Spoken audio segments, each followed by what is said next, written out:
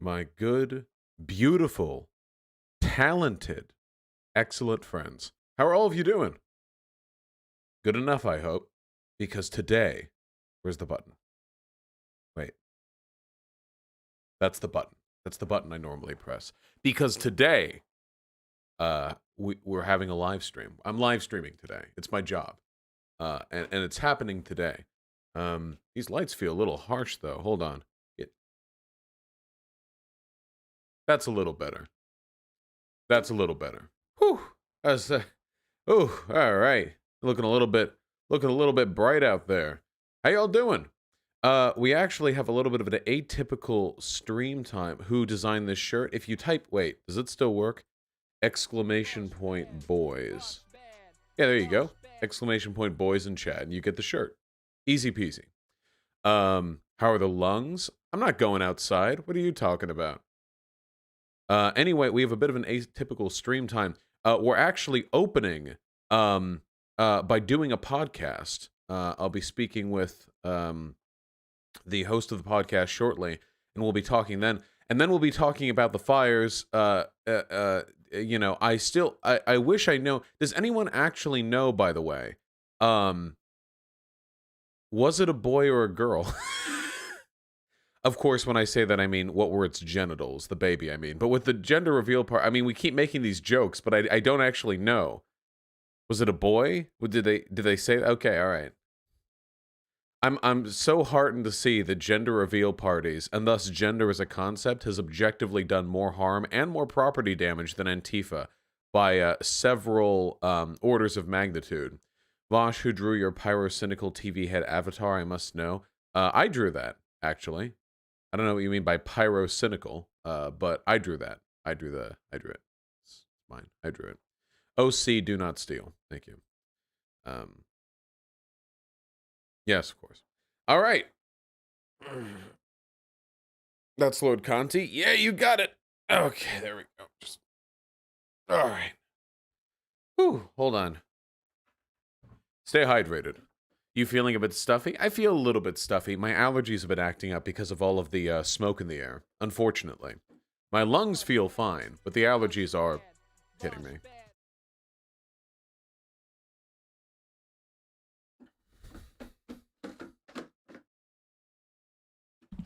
There we go. Get over there. Nice. All right, let me take a call in real quick. I'm going to do that, and then we'll talk about climate change. We're going to end a little bit early because later on today at, I always forget if it's 5 or 5:30, but I'm going on the Drunken Peasants podcast, so we'll be doing a short, non-Drunken Peasants podcast today, so we have more time for the Drunken Peasants podcast. So yeah, 2 podcasts today, as it so happens. Hold on. You're being called out in enough commie spam? No way. Are you telling me there are people online who don't like communists who are mad at me? Is that what they're saying? Is that what they're going for?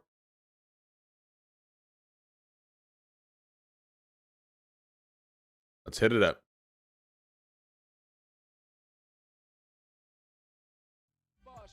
Sounds like a reactionary sub. Yeah, no shit.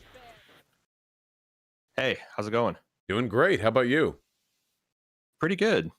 Did you want video, or do you not need it, or what? That is entirely up to you, my friend. You can if you'd like. All right, I'll flip it on, see what happens. Gotcha. I can see it myself. Nice. Howdy, howdy. Hey, how's it going, man? Doing great. Let me set up the slow and laborious process of actually getting you to show up on my screen. I can never do this quickly. You want to introduce yourself to my audience? Yeah. I'm Aaron from Three Right Turns on the Swizzbold Network. You may have an outside chance of knowing me from the Bald Move side, where I've been a co-host for 10 years now. We cover pop culture, entertainment, movies.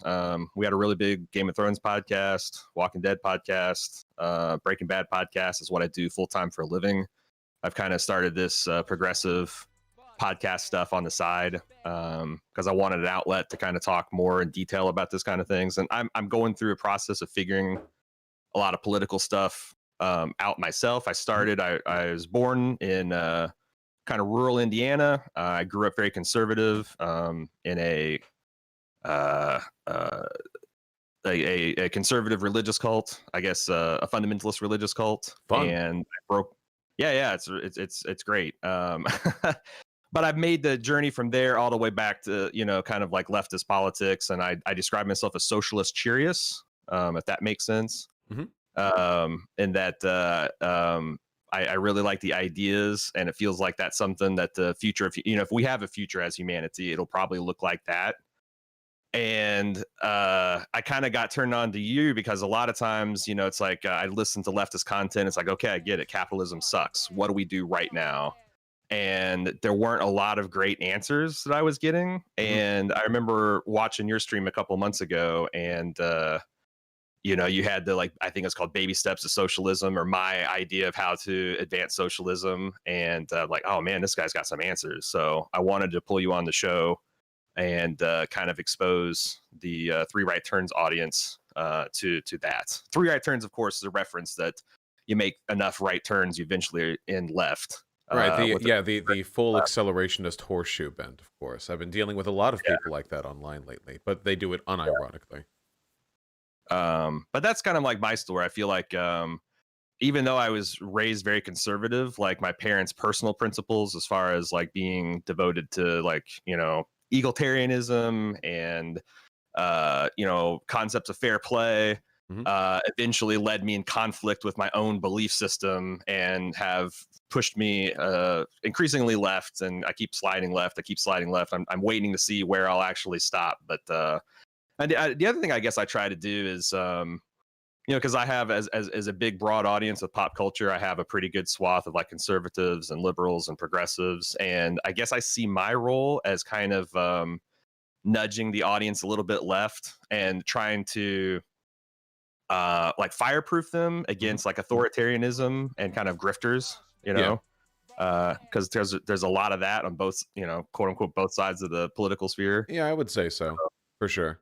Yeah, like to hand people off to the people that are going to take good care of them intellectually and politically. So I think you're one of those types. Oh.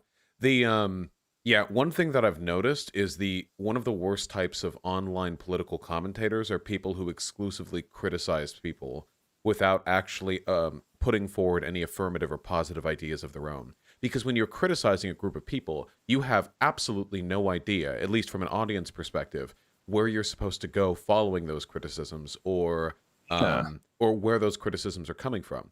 For example, I have a friend called Shoe on Head who is popular and still is in the skeptic community, and has been for the past 5 or 6 years. And she's made many criticisms of like liberal feminists, like the wine mom type of feminism, like the more sort of the veneer of social progressivism wrapped around Sure. disingenuous shell. Yeah, and she's made those criticisms, and a lot of people thought because of that she was quite far right. Um, because she was criticizing feminists, when in reality she was criticizing their inauthenticity. There are other people who do this as well. If you criticize people, you don't really have a good measure on where your audience goes after that. So I think it's very important to mix criticisms with a very, very strong and affirmative defense of the things you actually and directly believe.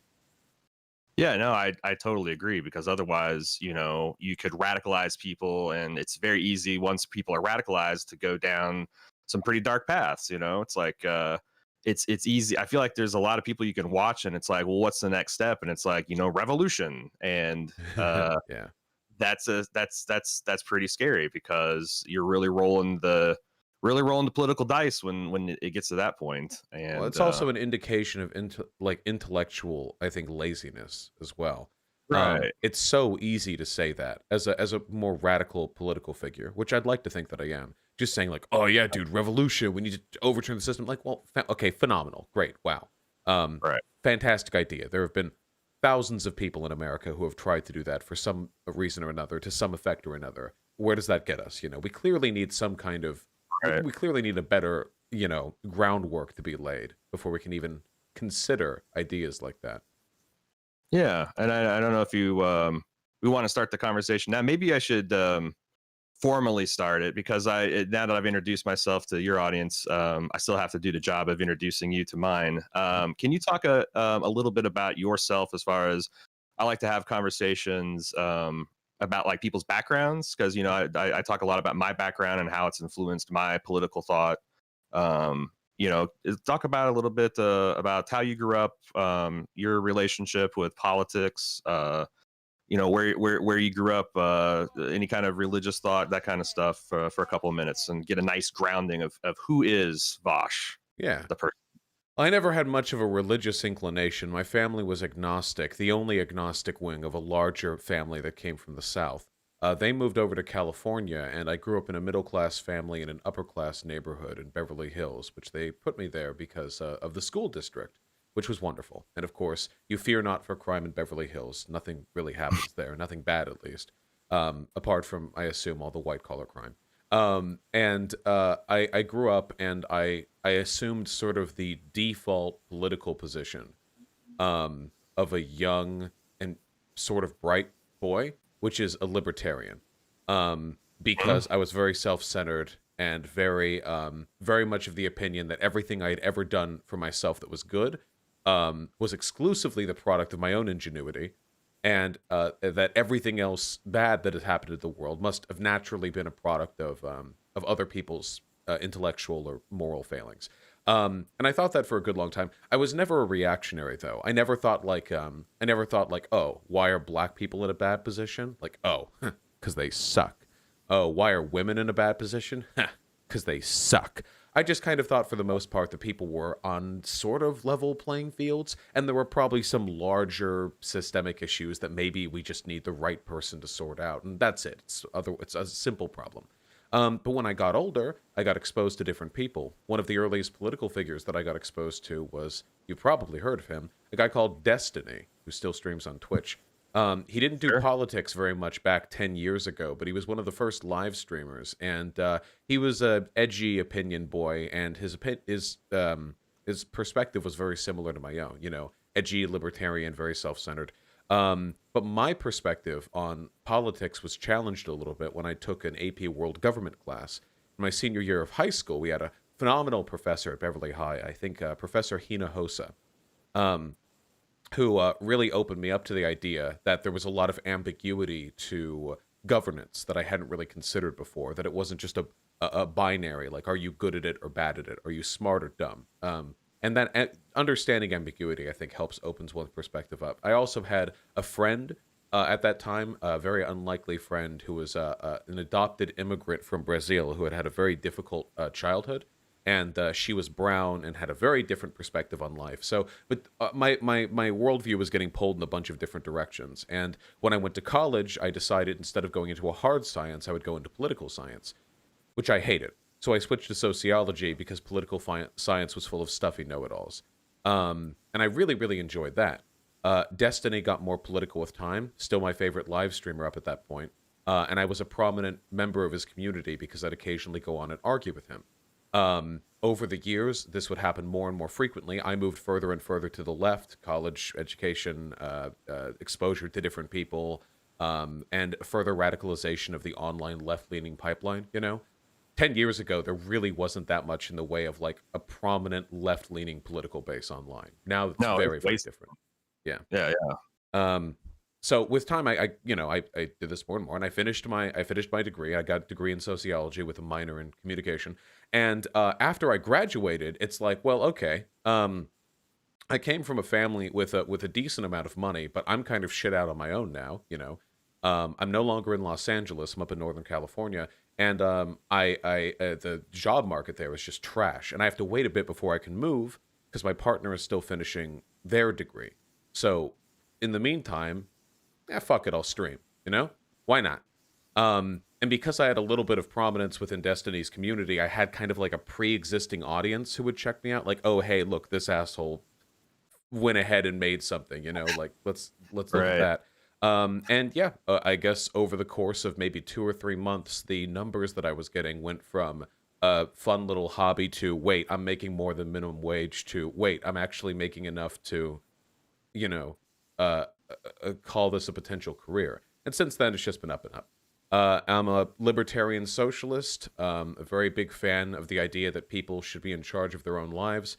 And I'm very much of the opinion that many of the systems people believe are meritocratic and liberating are actually quite repressive in nature. And that's generally what I argue against in my stream.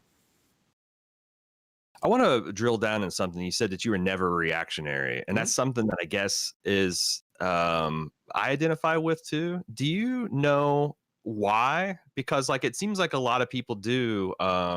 Anytime information that is presented outside their field of expertise or direct experience, they generalize a whole bunch of stuff, assume that they know everything about it, and accept these narratives and get like I was watching, in prep for this, you had this debate with some, person was like some British guy that was all anti-immigration about 4 months ago.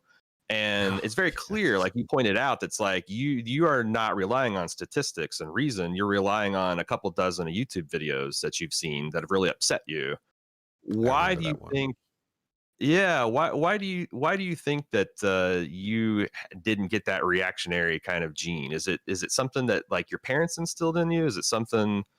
Is it the books you read when you're? Because sometimes I think the heroic stories that we I know that's something that Destiny says. That a lot of times why he thinks he didn't turn out to be kind of like a shitbag is that he had certain heroes that had certain ideals, and that was very influential to him. Have you ever given thought about like how can we fireproof people? How can we make people out of sturdier stuff so they don't fall for this reactionary stuff? Yeah, well, I want to clarify. That's not to say I never had any reactionary tendencies. I mean, when I was a Sure. young boy, I still thought like women were kind of silly, and I like it's sort of the latent, almost Yeah. default notions we're given when we're younger, especially 10, 15, 20 years ago. I imagine now it's maybe a little different. But honestly, I think it's the reason I didn't really go down that road, I think was in part because of two things. One, I had very good parents, and still do, of course, love them. And two, because I liked gaming more than I liked the people who played those games. Mm, One thing that I've noticed is a lot of people who get into reactionary politics have hardcore parasocial relationships with online figures, many of whom are young boys who got lucky being very good at video games and have made a career off of it. And a lot of these people have categorically terrible opinions.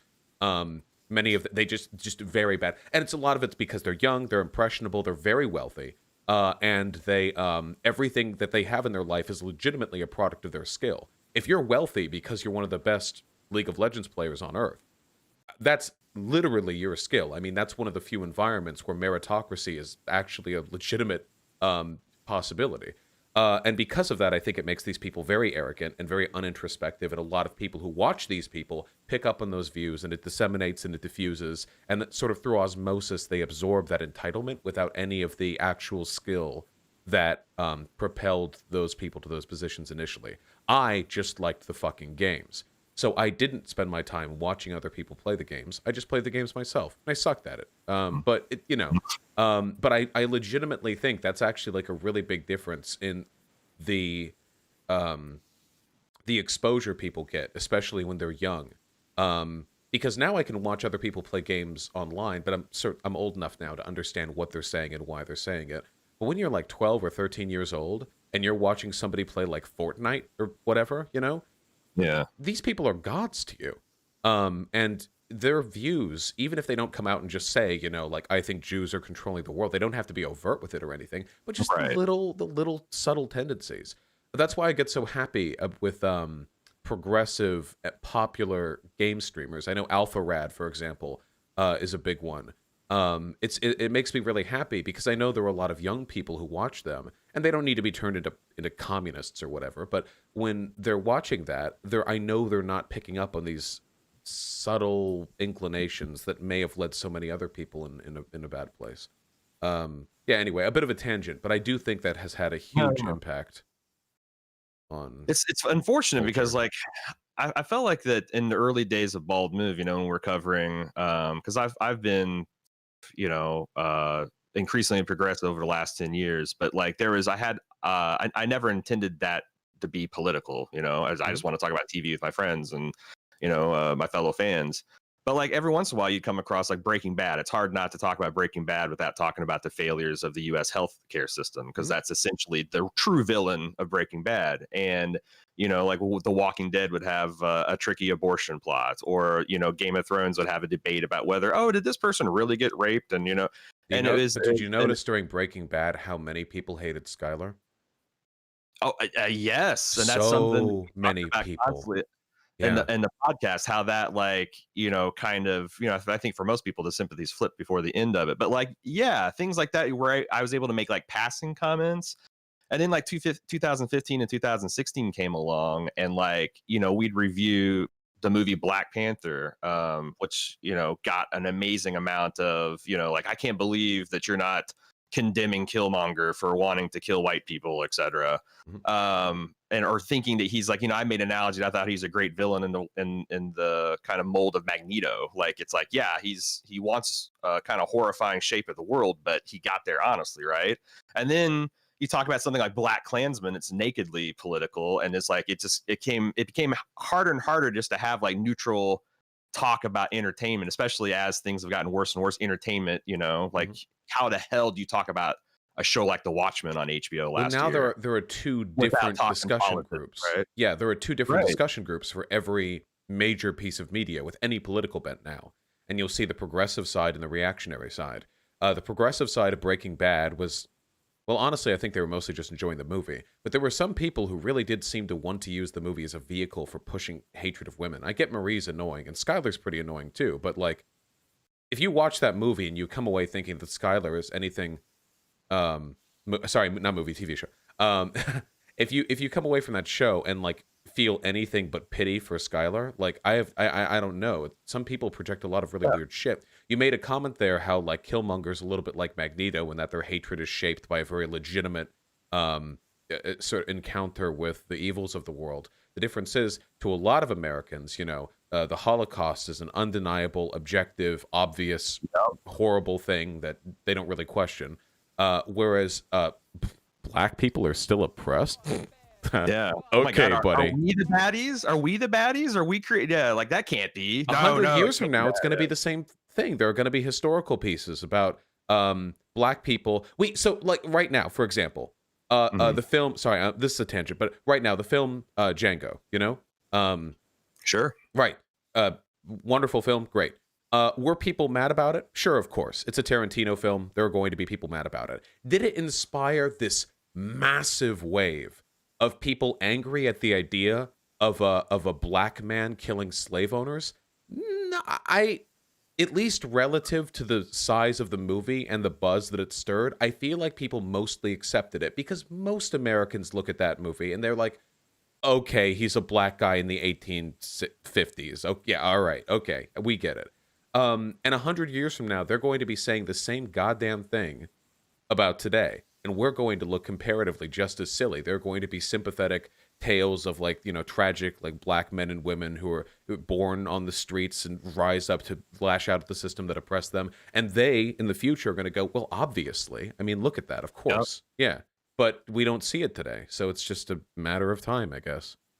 And I guess that's one thing that, from my personal experience, like growing up super religious and conservative in a conservative area of the country, um, I had my head so far up my ass about things like, gay rights, and especially, I mean, that was a hot button issue in my community. That it's like I kind of never, I'm really sensitive to seeing those patterns of thought in other places. And I think that's why, because I remember, it's funny, you did the 1350 video, and I did, Yes. like, a couple weeks before that I did an analysis of kind of like racial, police stats and stuff like that, very along similar lines. But I remember the day that someone hit me with that, and I was like, it was like 15 years ago, and I'm like, Jesus Christ, what if everything I've been told, like, because at that point everything I've been told about religion was wrong. I was kind of like I was open to new ideas, like, God damn, what if there's just something wrong with black folks. Yeah, you And could I'm have like, taken the well, red pill, yeah. and instead I rolled up my sleeves. I'm like, I'm actually going to look at both sides, quote unquote, both sides of this issue. And like, that's what I try to preach is like, there are very satisfying answers to the question of like why there's racial disparities in crime statistics, and why there's other disparities among sexes and classes and all this other stuff. You don't have to go through to like, just something wrong with the culture. There's actually satisfying answers to be had there. And one of the things I try to do is, try to stay atop of the current topics and firewall people against, like, what is the bullshit that's going to come out after this particular issue? Can I get ahead of that so that when you're having these conversations with your friends and family, you're not going to get blindsided by stuff like that can take you to a dark place. Yeah, Um, this is one of my main criticisms as well with the anti-SJW community. There are some anti-SJWs who are just that, anti-SJWs. A lot of them are neo-Nazis now, but some of them are just anti-SJWs. And the issue is when you levy out all these arguments about how the feminists are controlling our culture to, disempower white men and blah blah blah. You're essentially setting people up to be white nationalists. You're only a few questions away, really, from arriving at that position. If you already think that the far left and SJWs are teaming up to disempower like white dudes because they're angry or bitter or whatever, it doesn't take very much for you to go like, okay, well, we need to preserve our culture, and okay, what are the vessels through which they're doing this, and so on and so forth. What people are really looking for is satisfying answers. I've argued with enough Nazis to know if you give these people the right answer when it comes to racial injustice, I don't mean like a moral answer that's informed by your axiomatic values. I mean like factual information about why black people are the way they are right now. They scoff at it because it's unintuitive to them. They've been led down a path where the natural framework of the world suggests a genetic explanation, and that's the only answer they have. So anything else sounds like useless it's like with sycophant, essentially. Like you're coming at them with, okay. So I know it seems like black people are just less intelligent, but let me give you a 2-hour dissertation on sociology, very far left academic discipline, to explain to you why that's not the case. That's how it seems to them.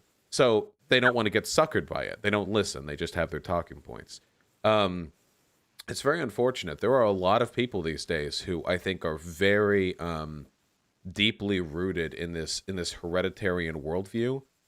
And I don't know how effectively they can be pulled out of it. I mean, I think that it's all facts and figures, right? Like it's harder to explain. Like it's a satisfying explanation, but it's like, I try to make analogies with people. What I like to do, and I think, I was watching this video of you arguing with this person, this English anti-immigration person. And I think you just have to keep like gently, without any kind of anger, like, well, what do you think the problem is? That's the culture. Well, what do you mean by that? Because like, and you can hear the hesitation when you start getting to like, well, I don't want to say something racist, right? Because the other thing, I guess, from my background is I know what it's okay. So when we're going through, pre-2000, this like big upheaval, like gay marriage is a big thing, right? And I was on one side, and increasingly a lot of my friends that I enjoyed spending time with, progressive friends, were on the other. And like if I would have a conversation about like, pros and cons of gay marriage, very quickly I'd have a lot of my friends calling me things like a bigot and a homophobe and all that kind of stuff. And I'm like, man, I know inside of me I don't really hate gay people. I just don't want them to be able to get married for reasons. And the reason, like, I just have this kind of like general unease. Like I couldn't articulate it because like I don't want to say I hate gay people because I don't really hate gay people. It's just I'm uncomfortable with that idea. Mm-hmm. So then when I get like, I'd see a headline about like, well, the reason you don't want gay people to get married is because, you need that nuclear relationship is the best thing for a child and blah, blah, blah. And you like, oh, that's the reason, yeah, right? of course, naturally, like, oh, that's what I thought. Oh, there's a reason, Exactly, and that's why I feel like people like Sam Harris do and Jordan Peterson do so much damage, because they just throw into the atmosphere intellectual reasons that people can latch on to justify. Again, did I hate gay people? Did I want? No. And then there is like, growing up in a rural community, there's a stark difference between like systemic racists, people that just kind of go along with the system and kind of have their head in the sand, or versus like actual, virulent KKK racists. In most parts of America, in 95% of dinner tables, virulent racists aren't treated well. Right. it's mostly a matter of people's passive acceptance for that discomfort you were talking about. And I agree with you. And that's why I think Jordan Peterson is such a fucking coward, too. Because he knows what he's doing. He's providing these affirmative arguments to justify reactionary beliefs, but he never actually states the reactionary belief outright. He never says, this Right. is why you shouldn't or should do this or that. He just gives the arguments and kind of shuffles off. Maybe he won't be doing Do you that think? anymore. Do you think he knows what he's doing? I think Or he do you knows think exactly what he's he's just an doing. He's a older? very smart Do you man. think he's well? I mean, here's the thing. Or do you think he's an older guy that's uncomfortable with trans people and is just doing the same thing? And like it also started getting him notoriety and people fawning over him. And I mean, I don't want to do the controversial like, what if Jordan Peterson actually good guy? No, no, Uh, of course. No, he's a it's bad guy no more matter just what. like, I think he knows what yeah, he's doing. His initial rise to prominence, we have to remember, it wasn't for his philosophy or for his self-help. It was for his well, opposition to the C-16 bill in Canada, which was an certainly. incredibly milquetoast, virtually meaningless bill, but he was able to fearmonger it so effectively that it skyrocketed him to international prominence. And the way he lied about it so confidently, while Hmm. managing to avoid answering direct questions that would challenge any of the fears that he had built up in his audience, I think he knew exactly what he was doing. I think he's a snake. Um, but hatred is a very strong word. Um, you talk about discomfort. I think that mostly is it. I think that it takes a lot for a person to hate another person. It's a very personal direction of energy that isn't really reflective of the average reactionary tendencies. Take trans people, for example. And I know this because I've argued about trans people. Fuck, it feels like almost as much as I've argued about socialism and or race realism. Um, It's the subject that generates by far the most interaction on this podcast because it's something that even amongst quote unquote liberals, they're kind of like, oh, this feels, I don't know. yeah, it's intuitive. It makes a lot of people feel uncomfortable. They Yes. feel that discomfort. Now, of course, if you actually parse it out and break down the arguments, the existence, validity, happiness, whatever of trans people, these are very easily justified. You can do it logically. It's not you don't even have to like do any weird moral presuppositions. But it doesn't matter. For a lot of the people you argue with, it's just over and over and over again a fight against this intuitive revulsion Yes. they feel, which is almost an unwinnable battle because intuition is inexplicable to the person who holds it as it is unassailable to the people who don't. Which means they don't really have the ability to challenge it. Challenging intuition is very difficult. Well, it's not even intuition. It's kind of like I see this all the time when you have reasonable people that are forced to argue about a subjective opinion, like in pop culture, like is the latest Star Wars good or bad? Um, a lot of the times, and in Star Wars, that's maybe a bad example because that gets tied up into social justice warrior anti-social justice warrior bullshit. But let's say any given television season is it good or bad? Some people like it, some people love it, some people hate it, some people are in between. And in fan communities, like at the end of the day, it's just like, well, I just don't like it. But that's not a good enough answer, right? So they have to increasingly come up with ideas of why they don't like it, or I like this thing. And it's almost like the first time you eat pickles as a kid. Did you like pickles? Maybe some people did, maybe some didn't. Most of us are grow to have adult taste and realize, hey, pickles aren't bad. I wonder how much of this stuff is just subjective. Like, this or like trans people. It's weird and it's new and it's a flavor I'm not familiar with, and I'm just going to, instead of leaving at that and be like, well, maybe I'll be open to trying or learning some stuff. It's just like you gotta put some kind of like concrete shape to that general discomfort with it, and it comes out as transphobia. Well, yeah, And people then are always trying to people can get rationalize their hardened, feelings. yeah, and then those feelings can be, depending on what kind of discourse you have, what kind of friend circles, where where you grow up, what kind of parents, that feeling can calcify and harden into something, or it can soften and be influenced. But I don't know. I do think that pop culture does a lot for us to allow, it's a medium for us to kind of like try out other people's like lives and put on their shoes and walk around them a bit. And I think that's one of the reasons why it seems like progressives win the culture war more often than not in the long term, because it's really hard to hold on to that just subjective opinion of dislike when you're confronted with people's genuine pain or genuine joys. I also think people who are capable of introspection just tend to make better art. There's a reason why artists have always leaned progressive. Yeah, I mean, of course, there are deviations, but exception. just as a whole, like fascist dictatorships have always targeted the artists, or resistance has always come from within communities of art, whether that be cinema or television or even painting.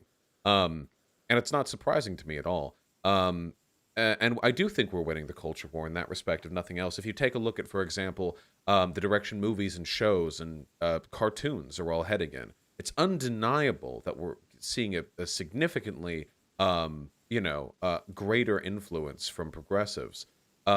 And some of these pieces of media do it poorly, and some of them do it well. Of course, the discourse around Steven Sure. Universe has been almost unavoidable online over the past 6 or 7 years.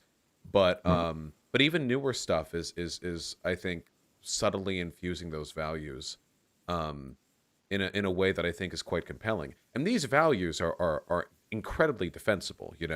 That all people should be treated equally and with dignity. Fundamentally, that you should be comfortable with who you are and be who you want to be, and to not hurt other people. These are very, very simple schoolhouse values. We're not talking, we're not talking about like some sinister attempt at indoctrinating the children. These are values any child should have. Um, and you mentioned earlier that discomfort people feel, and the fact that if it's directly challenged, people get a little bit defensive. And that's one of the reasons why I think the online left has dropped the ball over the past couple of years when it comes to advocacy for our ideas. It's one of the things I try to address with my channel, where I feel that leftism and progressivism doesn't have to be this monolithic, gate-kept, very pure sort of ivory tower of Sure. incredibly informed behavior, but rather that it's a spectrum and we all move over, and we move over best, mind, when we're not being shamed by the people we're moving towards. Right. Yeah, so it's more about challenging these ideas and leaving the people untouched. I try to do that for the most part. No, there should be like a soft border where people can come in and maybe they got some mud on their shoes, and you got the tougher kind of rough and ready people on the outside. You get the mud room of discourse where it's like, hey, you know what? Got some mud on your shoes. Let's scrape that off, and then Yeah, yeah, and welcome you further into, now you got your shoes clean, so let's go into the main house. Hey, by the way, we take our shoes off in the main house because we got this nice carpet, and you just keep on inviting them further and further in, and educating them as you go. But like too often, I think it's a stereotype that like leftist discourse spaces are more hard shells, that like if you got the muddy shoes, fuck you, we don't we it's not our job to clean your yeah. It's shoes. a pristine dining room in the middle of a swamp, and you have to arrive there completely filth free, and then you can come in. But otherwise, no. But I understand like where the frustration of people who've had, muddy footprints in their fucking house for generations, that's frustrating. And I think that's why guys like ourselves, white dudes, that don't have that experience of just being, shit on all the time. We are where men and women of our type can be kind of the mudroom attendants, like, hey, we can help you get your shoes clean. Where this isn't the 1,000th time we've had this conversation with a person, and it's also not directly affecting us, so there's not that emotional kind of like charge to it. Yeah, um yeah. No, well, I completely agree, and not only is that valuable, I think it's quite fun, to be honest, as well. yeah. Um, Well, I wanted to talk to you about your like convert your persuasion style, because it's a little bit more smash mouth than mine. But I noticed, because like I was going through a couple of the debates you had, and like I was sitting there and I'm like, because you and I come from different backgrounds, and I saw some people make statements and I'm like, well, man, I that could come out of my mouth 20 years ago, and I think Vosh is kind of beating up on him a little bit too much. But I do like, overall, it feels like you have almost like a big brother energy, where like you smack them on the ass, or like you give them noogies on the head, but then you kind of like back off, is that something you consciously do, or are you just kind of winging it when you're having these conversations? Do no, you it's have a it, methodology for? yeah, it's something I try to do when I'm debating people or arguing with people. I'm never trying to convince the person I'm talking to, unless I'm talking to a very large public figure. In very scant cases, in which case their knowledge or their affirmation is worth more with regards to my time. But usually, when I'm debating people, what I'm trying to do is convince the audience. I would hope people who have watched me for a while will recognize that while I can be incredibly mean to people when I disagree with them, I am also unbelievably kind to people who I think are making an effort to move left. I have never in the history of this channel seen a person make an effort to do better and punish them for it. It has never happened once. I'm incredibly doting to those people. And I think it's a stick in the carrot method. A lot of people who are on the right are so because they've been led in by the perceived strength of the demagogues who they watch online. Sure. You know, you have people like an obvious example is Ben Shapiro, of course. You know, talks fast, big brain, debate lord. He's kind of a meme in lefty circles, but we have to recognize he's very popular to people on the right. And a lot of that is because he presents this facade of indefatigable debate prowess, incredibly intelligent, and that helps people see past him being a dweeb for the most part. It doesn't. I mean, he's also quite dishonest, but sticking just to the aesthetics of the presentation, that's why he only debates college students, of course. Because if he debated somebody who knew what they were doing and was prepared on the topic and brought research material with them, he would be lucky to come away with a draw. And that perceived strength is something fairly unique to the right. Left-leaning content creators don't really do that. The biggest left-leaning content creators are either newscasters or queer, queer poly video essayists who voice their scripts in a room with Christmas lights illuminating their face. It's a very different aesthetic. I think what a lot of boys need is just a smack. They need to be shown that the people they look up to online are fucking idiots. They're very dumb. They're only impressive because they've made dozens of videos where they talk down on YouTube videos to a person who doesn't get to speak back to them. I'm mean to them. I'll mean to you if you agree with them. But at the end of the day, I hang up the towel, and I'm happy to have you come over and hear my arguments whenever you want. It's worked for me so far, but I've had to adjust my perspective on this quite a bit since I started the channel. All right. Well, I want to move on to the main event, which is you're kind of the first socialist I've had on the podcast. I've had conservatives, I've had libertarians, I've had tons of liberals and other progressive types. But you're like, you're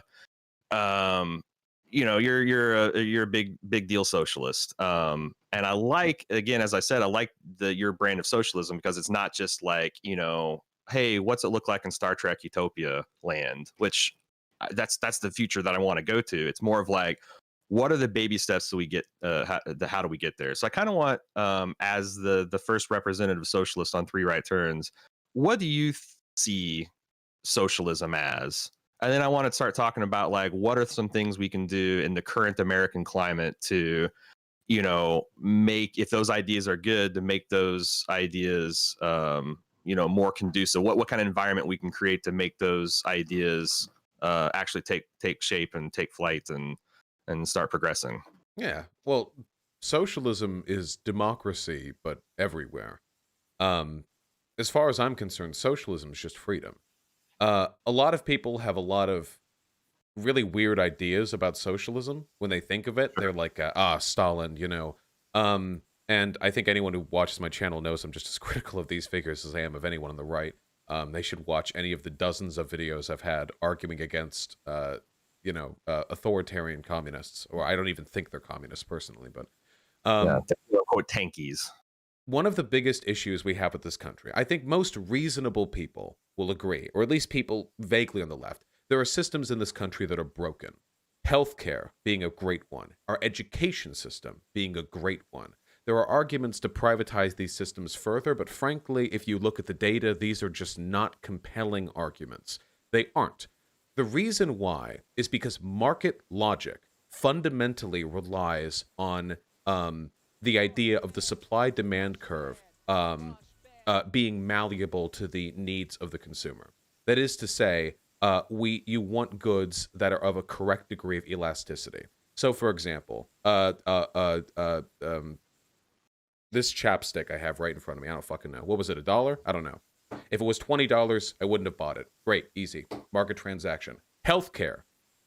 If I get shot, or if I get in a car accident, I will pay any amount of money to forestall my own death.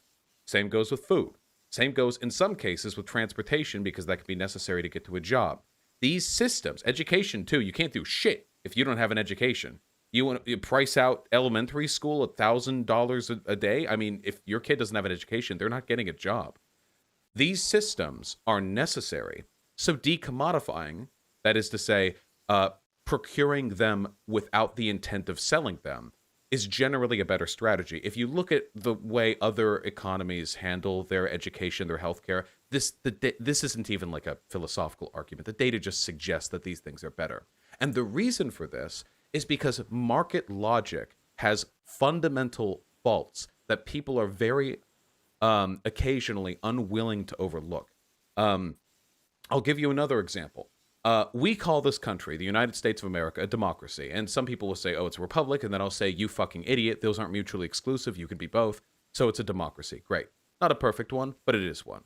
So why is it then that I participate in my democracy once every 2 years to cast a vote at a ballot, and very rarely do I see any fundamental change from that, but the actual day-to-day quality of my life, my being hypothetical here, I'm a YouTuber, the average person's life, is determined by my boss.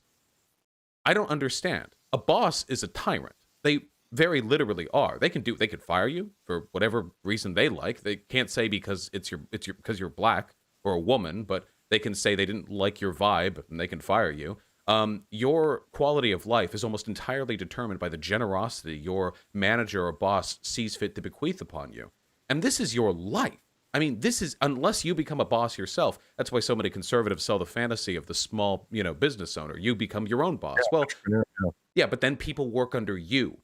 This system necessitates the vast majority of the population has to live under 40 hours a week under a soft tyranny, which determines their wealth, the quality of their life to a large extent. And I think this is ridiculous. I think this is absurd. We can't call ourselves a free country if the vast majority of people must submit themselves to tyranny if they are to live decent, equitable lives. We see right now in so many ways. I apologize for the preachiness of this pitch, but now I'm into it. I'm having fun. There are so many ways in which this country is crumbling. Our infrastructure, poor investment, our education system likewise. And it feels like getting these things funded properly, fixing these systems, is a game of tug-of-war with the most powerful and influential human beings who have ever lived, the wealthiest people around, the lobbyists, the bankers, the politicians. These people are absurdly powerful. Their interests are different than ours. I don't know why somebody who makes $2 billion a year would care whether or not public education is doing well, or whether infrastructure works when they helipad their way across the United States. Yeah. They have no reason to. Their material interest is different. All of the problems in this country that are economic by nature fundamentally come down to the fact that everything is run by a group of people who have a different set of interests to the majority of the population. And that's not democracy. The difference between the worker and the bourgeoisie. And to be clear, when you were talking about tyrants, we're not talking about just evil bosses here, because it's fundamentally undemocratic for a well-meaning boss, for example, to run a company into the ground. And all the workers that relied on that company, that lived and worked within that company, are now shit out of luck because they had zero say in it. They had, no input into it. Like, the idea of self-determination and self-governance it's so easy to understand when we're talking politically, but like economic. That's one thing that I've been trying to talk to people is like, we accept all kinds of restrictions on people's military power. You're not allowed to own certain firearms. You're not allowed to have a private army in this country. We accept all kinds of limits on people's political power. We have term limits. We have limits to how much you can donate to campaigns theoretically. But like, we don't ever want to countenance economic restrictions on people's freedoms. Do you want to be a trillionaire? Go fucking nuts. Do you want to own 1,000 homes? Do you want to own like, $1 billion lot? Like, if you can afford it, then why not? There's like, people don't want to think about just how nuts it is that we have people that are hugely influential to those other systems, military, politically. We used to recognize the consolidation of power was a bad thing. We used to know this, at least to an extreme extent. Yeah. That's the reason why we moved out of feudalism. What's the justification for being a lord, for example? Well, lords or aristocrats tended to be very wealthy people with private armies who would move to occupy castles over which they had a certain dominion over the farmlands around, and they would own those farmlands, and they would essentially lease them out to serfs, and the serfs would, pay their taxes and farm. Okay, well, what's wrong with that? Clearly, we thought that was a bad system, so what was wrong with it? Well, they didn't do anything illegal. The aristocrat inherited the rights and the armies they needed to secure that castle. So what was wrong with it? Everything was legal. And if we recognize that's wrong, a legal framework which allows one man to have unbelievable control over those around him at no fault whatsoever of the people who work the land, why are we okay with this? The system we have today is fundamentally no different. What it is more efficient. But the fundamental relations between people who have control of the means of production, the ability to produce wealth, to produce things, and those who must work to produce those things, that relationship has essentially remained unchanged in its fundamental form for thousands of years, since agriculture. And if you recognize that, and it doesn't matter, by the way, whether or not the wealthy people, as you said, are good or bad people. A generous, kind, benevolent king is a king nonetheless. I would still rebel against the monarchy. And if you recognize this is a fundamental problem, that everything that's being run in this country is being run by people with interests different than ours, that all of the benefits we get from our education systems to our infrastructure are the bare minimums they see necessary to provide us to maintain the general efficiency of the economy, because that benefits them, of course. What do you do about it? And the answer to this, I say, immediately, is market socialism.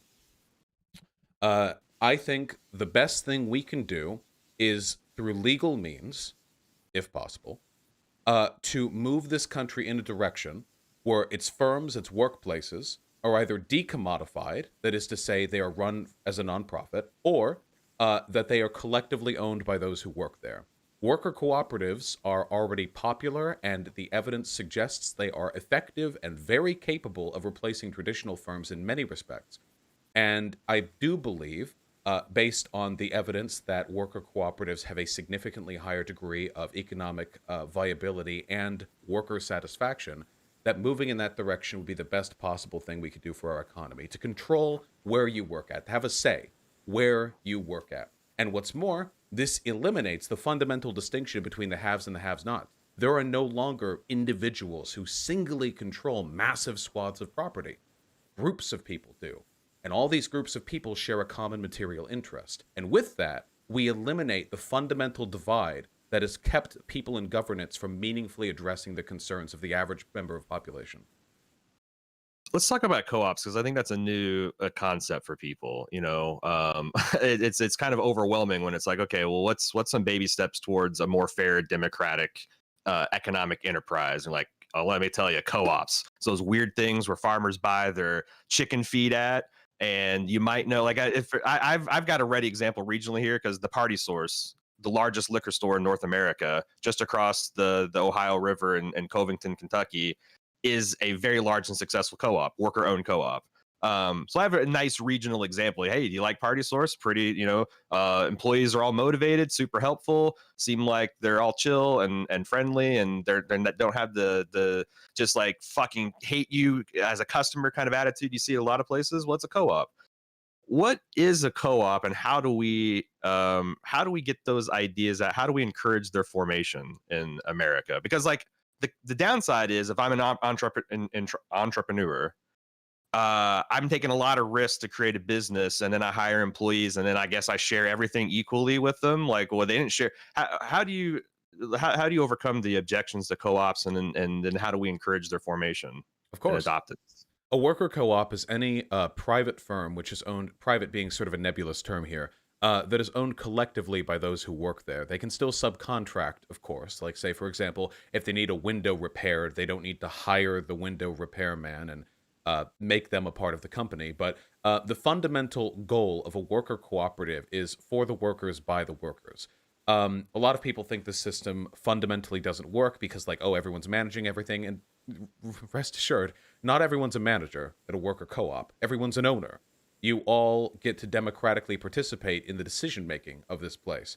one of the biggest problems we have with privately owned firms, and I think anyone who's worked in an office environment for any length of time will know this, is that bureaucracy in the traditional firm environment is as inefficient as the old aristocracies of the feudal world. And the reason for that is because they're non-democratic. The people who are doing the work aren't putting in any of the decision making when it comes to what they're doing with that work. So people who are quite skilled at what they do are being hamstrung by the relative ignorance of their managers, who are only doing what they were told to by their managers, and so on, till you get all the way up to the top and nobody cares anymore. For a worker co-op, everyone gets a say, and that's almost mandated by the model there. Additionally, everyone owns it collectively. We have something here in America, I think that, well, varies, but the right of first refusal is the idea that if a business goes under, before it's sold off to the banks or what have you, the first people the defunct enterprise is potentially sold off to is the people who worked there previously. Well, you spent 10 years here. Why don't you get a shot at running it? And if this is done collectively, what you recognize then is that the combined effects of democracy allowing everyone to participate and thus be invested in the work they do, and people who actually are doing the work are in charge of how the work is being done, you see a significantly more productive enterprise. And the data supports this for the most part. I'd like to see quite a bit more data. I'd like to see more co-ops. I'd like to see this country start incentivizing worker cooperatives. I would like to see maybe scant tax breaks for companies that are willing to adopt greater degrees of workplace democracy. I would like to see worker cooperatives being easier to start as a legal framework, because right now they're quite difficult. I'd like to see banks perhaps give favorable loans to these enterprises. They're more efficient, they're more ethical, they work better, they stay around longer, and they are much more resistant to price shocks, which means that they aren't nearly as susceptible to any of the fuckery we get with these once every decade recessions that seem to be sort of an inevitable product of the way our economy works today.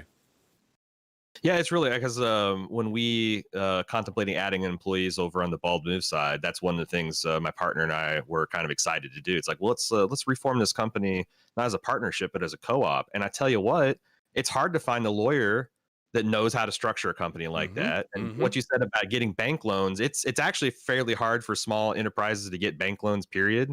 You end up having to take a lot of personal debt on, and but like getting a bank to sign off on like a co-op type entity, it's often a non-starter. So I feel like there's quite a bit of like education. But yeah, like any kind of policy, you mentioned tax breaks, the right of first refusal is interesting too. Like if a company's going under, can instead of that just like getting thrown to the banks to carve up and the creditors. I imagine a lot of cases when companies are going under, it's just not possible to save it. But like if it is, and the employees could, why couldn't they? Yeah, of course. You also mentioned entrepreneurship, by the way.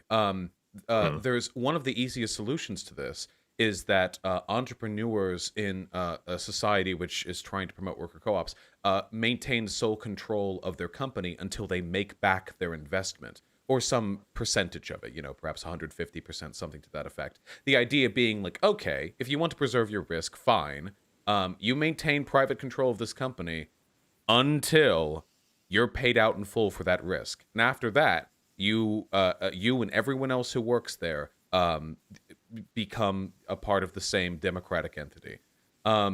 There's also the separate argument that in a worker cooperative sort of oriented society, the risk would be shared amongst those who initially start up. I mean, if you're trying to make a worker co-op with 5 other people, there's no one person there who really is shouldering the risk singly. They're all sort of collectively working towards that goal. The risk argument, what it comes down to me, and there is a legitimate element to it, because sometimes making a business is very, very risky, and I recognize that. My father, my father has made a few businesses in his time. I recognize how difficult and how stressful it can be.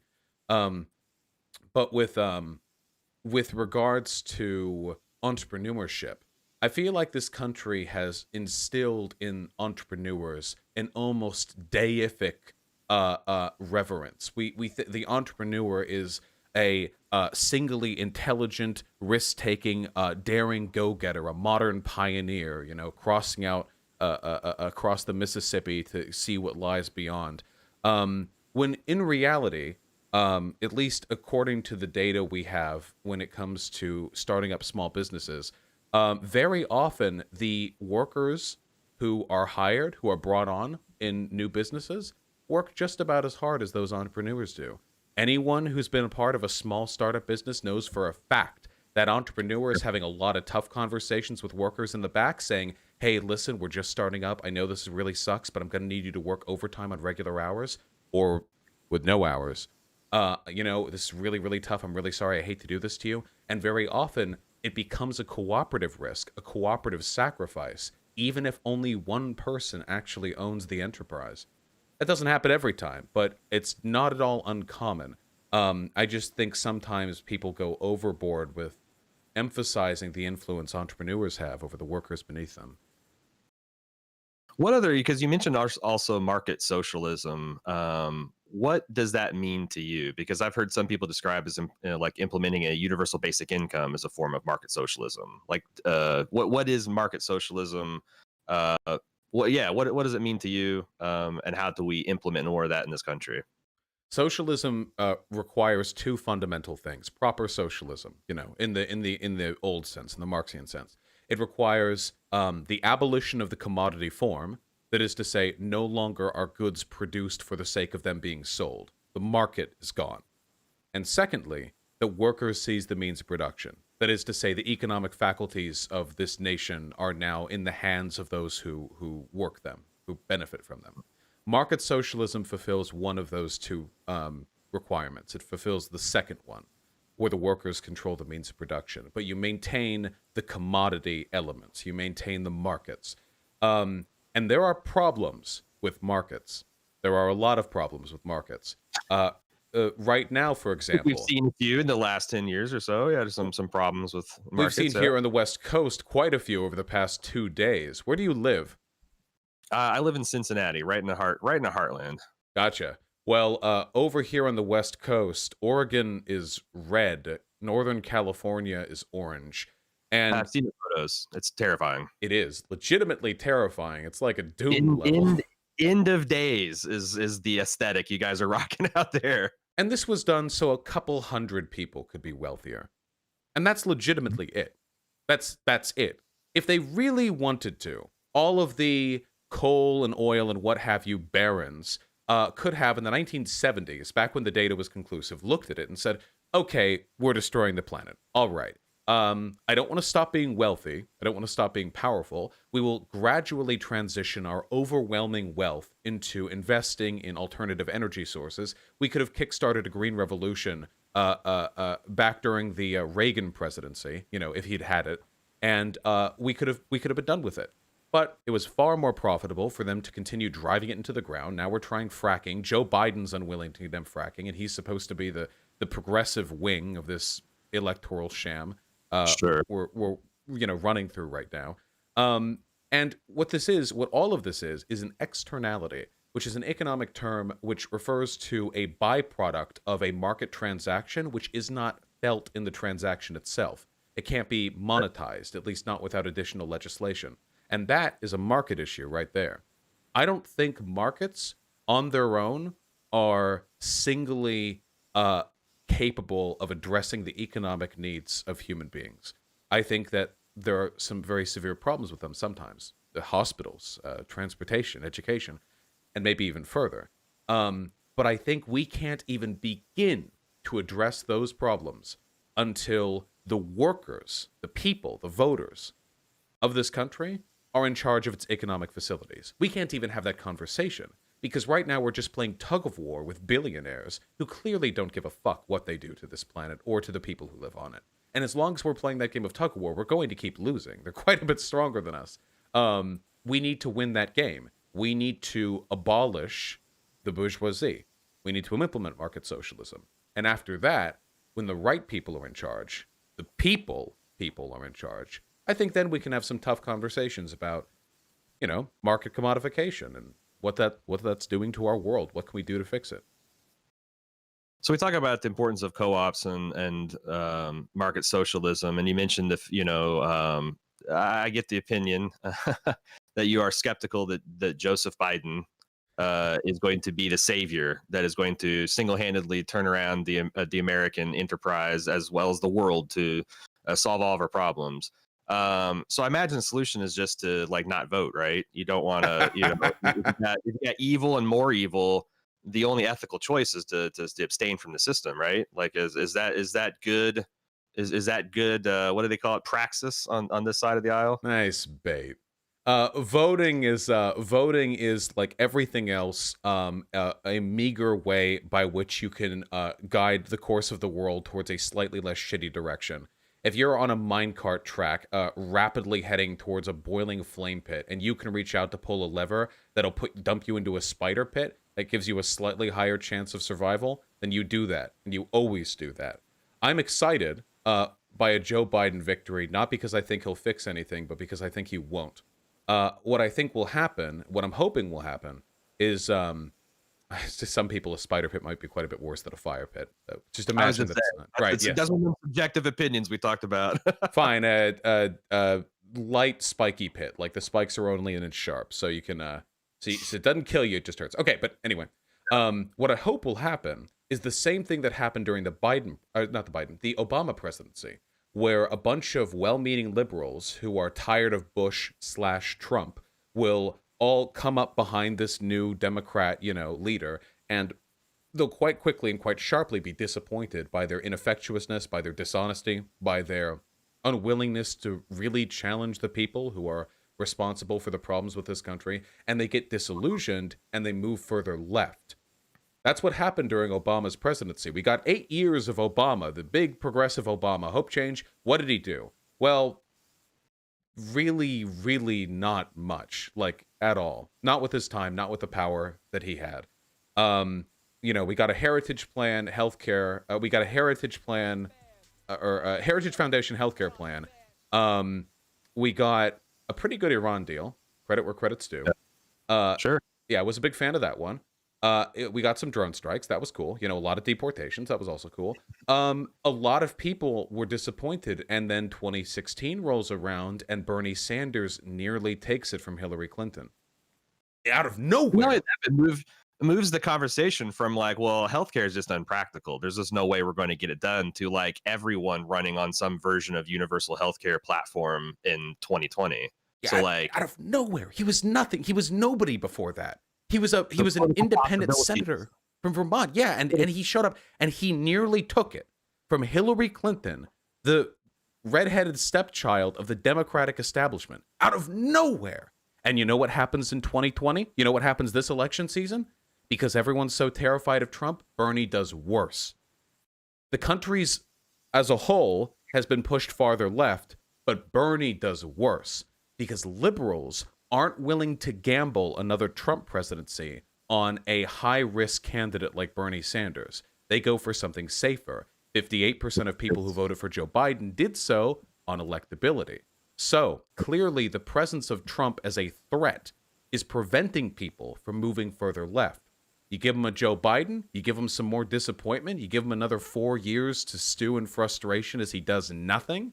I think that in 2024, we have a shot at a really strong left-leaning contender. And it's not just the it's that's why on Three Right Turns I try to emphasize the local and state, because one of the reasons you could say that Obama was ineffectual is because there's only so much a president can do.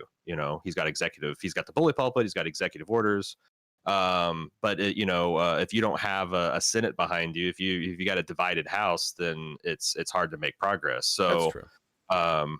But I think that's what he did that pissed me off the most? All the things Obama did. What's that? It was the judicial appointment near the end of his last term, when the Republican Senate refused to confirm because they said he was a lame duck president, even though he had like 11 months left. He should have just appointed them and said that they were engaging in dereliction of duty. This is something the Republicans are going to keep doing, by the way. They're going to do it with Biden too. Just a flat, objective obstruction of governance. That high road shit doesn't work with them. And I think it's set a very bad standard too. Yeah, I mean, I'm a lot more radical in what I would like our politicians to do legally. Like, if we're concerned that we've lost a judiciary, pack the courts. Well, what if the Republicans do it? Well, they did. Yeah, They they were good. did. They're yeah, they're Found a whole bunch of open vacancies, including the Supreme Court, and they stacked it in a legal way that they could do, and no one gave a shit about. So, like, why don't we try it? And then if there's a bunch of outroar or uproar and outrage, then we can have those intellectual discussions amongst ourselves and just. But like the idea that we're not going to do it because if we do, the Republicans might do it worse. Like that seems like someone had slept through the first few the parts of Republicans class will do anything. trying to join the discussion. Yeah, Absolutely anything. We get it's like being in a fight with somebody and they draw a knife and you have a knife and you're like, well, if I draw my knife, they might use their knife on me as they're stabbing you to death. The Republicans they don't care. One of the most important characteristics of a functioning democracy is forbearance. The idea that a party will not use their power should they win to influence the next set of elections, to influence the respective odds. The Republican Party doesn't practice forbearance. So if we practice forbearance, what we're essentially doing is handicapping ourselves. There's no reason why we should do that. If democracy is broken, it's not our fault. They started it. We're only letting them win by refusing to participate in the broken system that they have created. I also think, I don't know if you agree with me on this or not too, that like I also think that broadly speaking, some of these ideas aren't as popular as they should be. And like I feel like sometimes as leftists we assume that like everybody, all liberals are for Medicare for all, when you go down into polling and it's like I think some of this is just like we have to do a better job advancing the arguments and winning over especially people like myself who live in these areas where I have family who's very conservative still, friends are conservatives, neighbors, the place I live, to have those conversations, to not withdraw into our circles, but like, go out there and evangelize, Medicare for all. Go out there and evangelize the Green New Deal. Nancy Pelosi, I shared this image on my Twitter feed about, she made some dismissive thing about the Green New Vision or whatever, and it's juxtaposed against California on fire.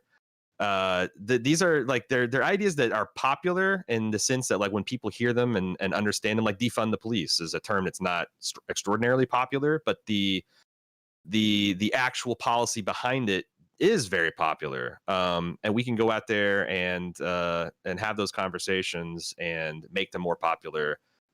Do our part, because our ideas are good. They're good ideas. They are. That's why Republicans focus so much on this culture war nonsense.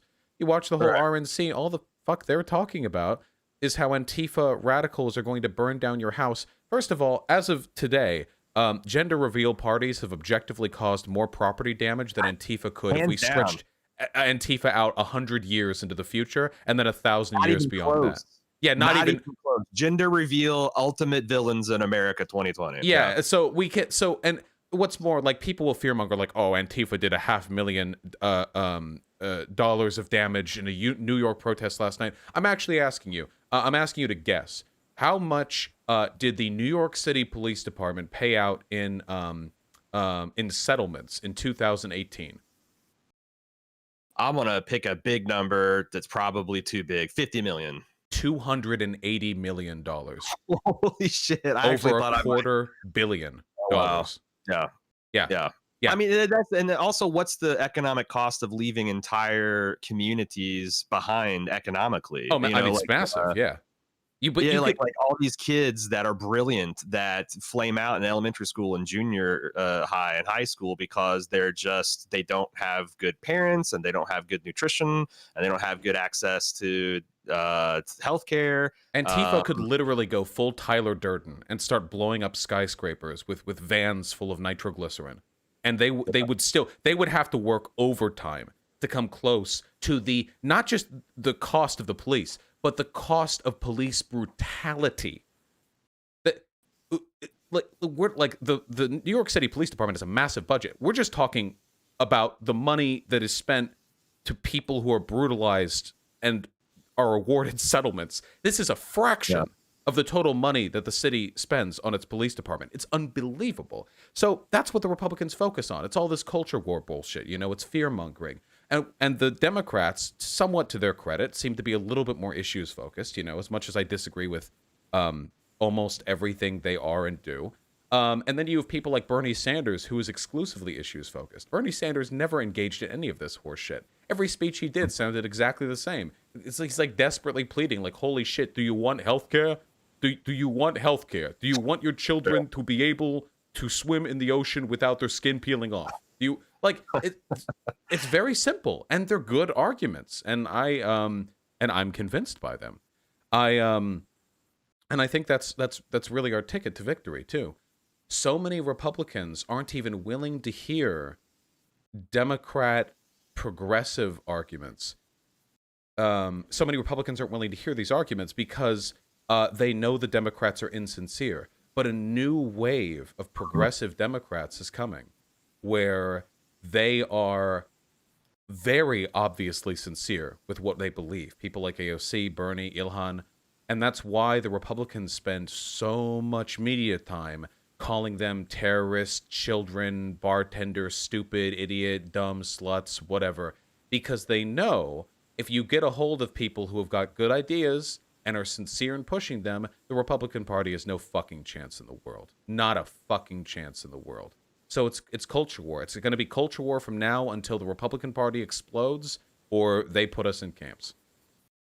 There's a lot of like resistance when I talk to conservative folks and even, you know, centrists, moderate Democrats about, you know, socialism's ties to authoritarianism, because, you know, an objective, I think, reasonable look at history shows that there was a lot of failed experiments that kind of went down the authoritarian bend. But yet we spend a lot of time, you know, with capitalism. It's something I'm always interested in. It's like we do capitalism, right?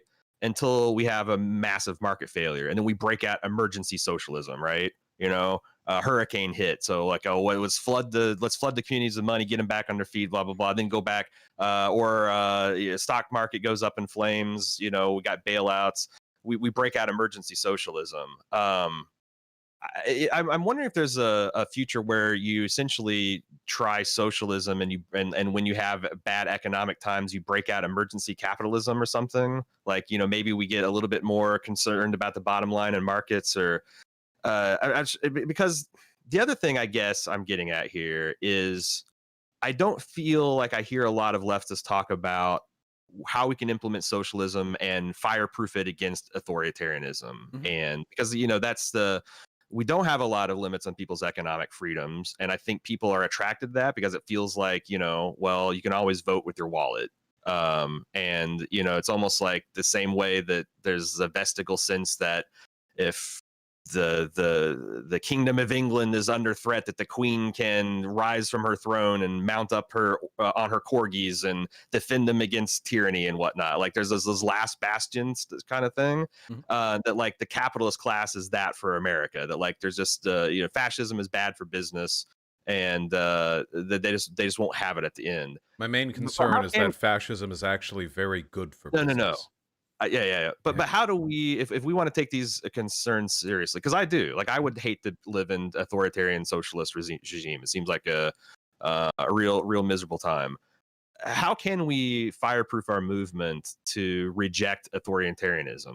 You know, like, what are the safeguards we can build into socialism to where we don't have strong men, we don't have cults of personality, we don't have the shit that we see with Trump, only left, you know? Is that a real concern? If so, how do we address it? Yeah, of course it is.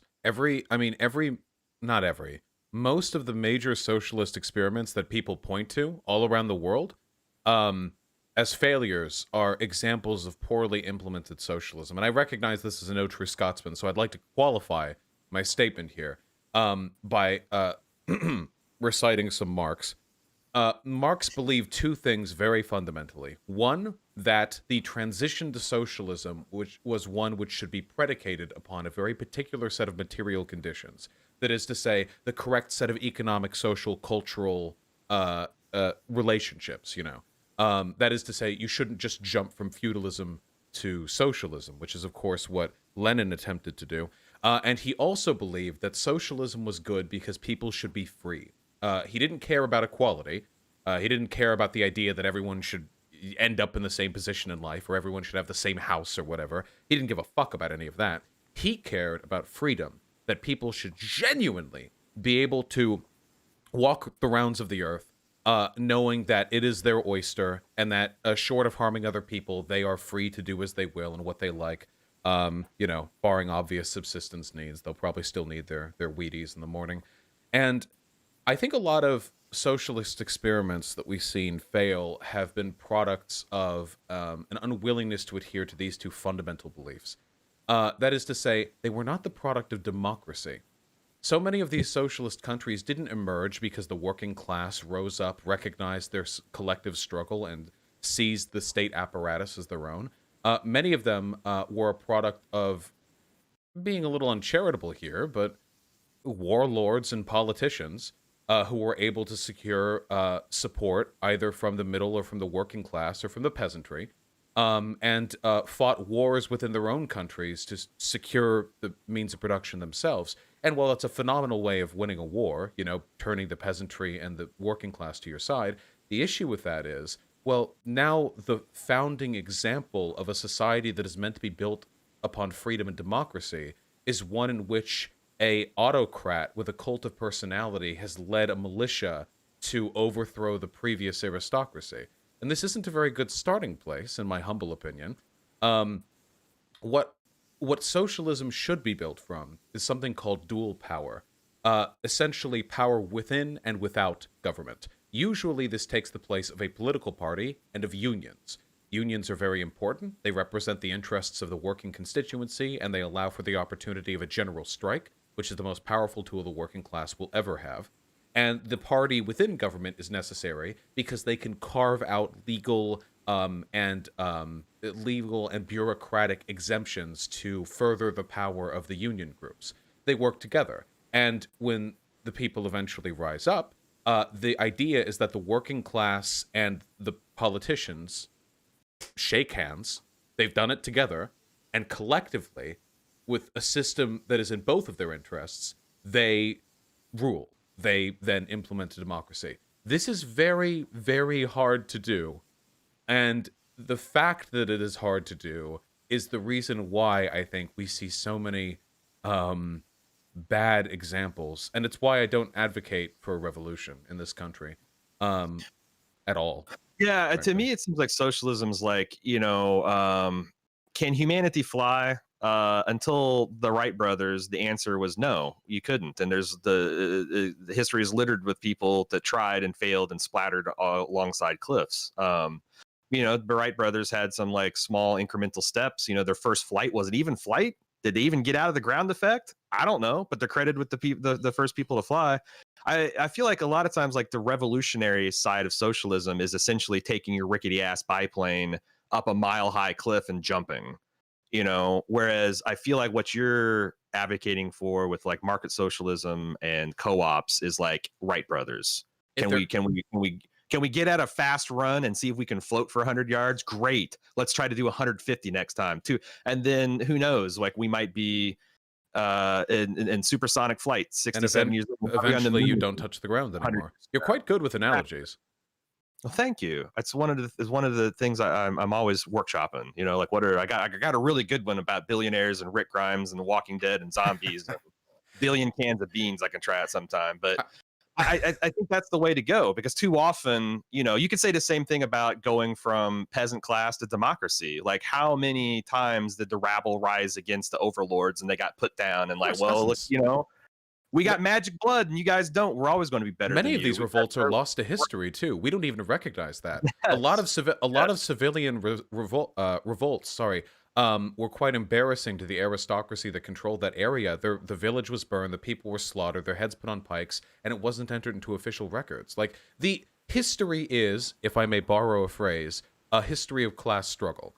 And the history is littered with literally tens of thousands of attempts for the working class, for the common folk, to secure peace and prosperity for themselves. It is littered. The history is a graveyard of attempts with a couple of shining successes. You do occasionally have socialist leaders who do great good in their lifetimes. Evo Morales, for example, of Bolivia. He has some faults, but if you look at what he did for the people of that country, the literacy rates, the everything. Did really good, Allende. Yeah, absolutely, yeah. And there were arguments as well for Cuba relative to the position of that population prior. Even Vietnam has had some successes, though they are undeniably far more authoritarian than I personally am comfortable. Yeah, Lula, of course. Oh yeah. And what all of these leaders who I like the most recognized that they were more likely to improve the lives of the people around them by working within the system, building a base of power until you no longer need to work within the system, until people are strong enough collectively that it's not so much a revolution as it is an exchange of power. Whereas many of these bad examples, again, were prompted by military officials, warlords, and politicians, and those with cults of personalities. Um, it's messy business changing civilizations, but we can focus on the things that matter now. We don't have to get into scary territory. Let's work on worker cooperatives. Let's work on fighting fascism. Yeah. Let's try to float. Let's try to Let's float. try to float. Let's try to glide. Let's work on building unions back up. Unions in this country Yes. are broken. They're unprecedentedly broken. Let's focus on these things. Let's focus on repairing some of the fragmented pieces of our democracy that have laid broken since Nixon. Let's fix executive orders in this country. There are so many things we can do that don't involve crazy big. We Ranked don't need choice voting. Yes. yeah, Like, ranked choice creating voting. Third parties. We don't need to environments. Yeah. run up to the White House with a banner on. Maybe one day we can. But for now, I think we have easier and more necessary steps to take. I have always been of the opinion that if we were to have a revolution right now, fascism would win, and I would be dead easily, and probably you too for agreeing with me on some of the things that I say in this discussion. No, I've often said it's too late for me to try to straddle the fence. I signed up. I'm a card carrying Democratic Socialist of America member. I'm subscribing to the damn magazines. Like, I'm on a list. And if things broke bad fascist wise, I'm not probably the first one up against the wall, but they'd get to me eventually. Sure, yeah. Oh yeah. And that is, I mean, that is a real and frightening possibility. People joke about that, but I mean, you can count on more than Even two hands the number of countries that have purged socialists from their population after a takeover.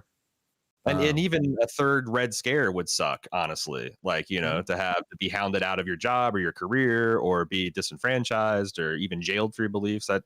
That's something that's Or happened. trying to make Antifa and possibly anyone who was previously associated with Antifa, or anyone that shows up at a terrorist group. protest at the wrong time, a felon, and then you can't vote. Oh boy. Hey, how are we doing on time? Because I have one other topic that I thought might be interesting. That's not as big as like how we can do socialism. Yeah, we can. Yeah, we can hit on one more topic for sure.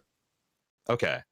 Um, one thing I see in the online left that I think is interesting, and I know it's a bugaboo that Destiny has too, is it seems like content creators, they blow up and they have this deal where they're leftists and they're all about seizing the means and the fair and equitable division of things. But it seems like a lot of them start to get really shy. All the things you advocate. It's like, hey, if you got you shouldn't keep your salaries and stuff secret. A lot of leftists do seem to be somewhat shy about the crazy amounts of money that they're making out of nowhere. And it's almost like this fear of like, well, gee whiz, if my audience finds out that I'm living more, I've got more than a subsistence level of existence, that they'll no longer support me. Something that we've done at Bald Move since we started is like, we have annual, we call it Empire Business Podcast, where we go and like open up our finances and talk with our fans about like, here's how much money we made and here's where it all went and spent, and like, here's our salaries and here's what we're investing in healthcare and et cetera, et cetera. I wish more leftists did that. Like, instead of being afraid of the criticism, meet it head on. And like, because I think that what I'm trying to get at is like, we live in a system, right? We live in a society where the amount of freedom that you have kind of comes down to your bottom line. And, if I'm a leftist content creator that wants to have kids someday and I want them to have college, the best way to do that is amass a certain amount of personal wealth. What do you think about that? Like, do you get what I'm saying? And like, No, do you no, have you're on the up and up? Like, you haven't quite gotten into the entrenched rich leftist. I am very well off. I would educated- be lying if I said otherwise. do you have a plan for how to handle that criticism? Or like I've also thought of like, for me, like what if how much money do I make personally that's enough that I've got like my family taken care of, my kid, because I have a 13-year-old going on 14-year-old, very bright. I want to make sure he can, you know, whatever potential he's got, he can maximize that to however he can. Have you thought of like what's a figure to where like this is enough, and what am I going to do with excess? How can I plug that back into a political system? How can I plug that back into charity? Do you have a plan for that? Or because I feel like that's one thing I think we should all do. We should all be thinking about that and educating our audiences on how economics works and where money gets spent. And so it shouldn't be something that we're ashamed of, like we're generating money. It's more of like, well, what are you doing with it? Are you just buying designer clothes and fancier cars, or what do you have any thoughts on that? Yeah. So the first thing I want to say is I don't think there's anything wrong or hypocritical with a leftist being wealthy or even being a business owner or anything to that effect. I think that leftism is a moral principle, and that the way things are distributed in this world, we have to recognize that being in possession of wealth or being in possession of the means of production, if you're a business owner, gives you a relative position of prominence that you as a leftist can use to better other people. Engels was, after all, Marx's a company, and Engels owned a factory. And I can't tell you how much good would be done in this world if every city had a couple of prominent leftist millionaires who would be paying bails for protesters, who would be providing medical care for people hurt, or providing like relief or shelter for homeless folk or any of that crap. And you can't do that if you're living as some ascetic monk. So I don't have a problem with lefties being wealthy. I'm wealthy. What I hope to do with my excess money is eventually start a PAC. Now, for one person to do that on their own, I would definitely need. I have some legal consult. We're nowhere near that point yet. I'm only about a year and a half into this, but what I'd like to do is start a PAC. I've seen how much even a relatively small amount of money, small from a business perspective, like $500,000, can do to influence smaller elections and campaigns. Especially since local, that's a lot of money. That's a lot of money for a local state election. That's a lot of money. That's what I'd like to see, because there are a lot of progressive Dems who are starting to run in purple districts in the South that look like they would have really good campaigns if they had the money. They just don't have the money. And fundraising is fucking boring. So what if I just stream, and I could put so much money into that PAC I wouldn't have to pay a dime in taxes. I'm sure I could find a way to make it work, but that's what I would like to do, ideally. I do think lefties should be open about how much money they make. Generally speaking, I can understand why they don't want to. You have somebody like, say, for example, ContraPoints. ContraPoints, a lot of money on Twitter, or not Twitter, sorry, on Patreon, probably makes $200,000 a year plus ad revenue. If I'd had to take a guess at it, probably I'd guess the reason why she doesn't have it listed publicly is because if she did, there'd be a bunch of people going like, I didn't know she was rich, or something to that effect, and then you'd have to have that argument, shouldn't we just have that argument? Like, well, I feel like I agree, but other leftists don't like arguing with their audience. I love arguing with my audience. Yeah, especially ones that like might be, in vulnerable populations. I get that, but like, I see a lot of white college educated dude streamers that are kind of showing that same reluctance. I'm like, man, that's where we should definitely lean into that and have that conversation. And I also think it's a perfectly honest question of like, well, how much is enough? How much is enough to secure your future and your family's future? And then what are you going to do with the rest of it? Because it's never going to be enough. I'm going to take every fucking cent I can from my audience. Okay. It's all going to a good cause. Me. I don't. I think thinking about when is it enough, I feel like it's a very self-destructive mindset to people who have certain tendencies. Some people feel guilty about having money, just stupid. I think that like ultimately, if money is being provided freely to you, as it is here in the YouTube game, of course, like people don't. Yeah. People donate to me for name colors on my site chat. Like, I'm clearly not holding their fucking children over their head. Yeah. And if they're willing to do that, I will never feel bad about a cent that I make. I'm honored to be the recipient of so much generosity, and I hope to one day be in a position where I can start putting money together for that kind of thing. I'm hoping by the 2022 election I'm going to be able to. That would be very nice. It's not going to be $500,000 or nothing, but it will hopefully be enough. Yeah, a start.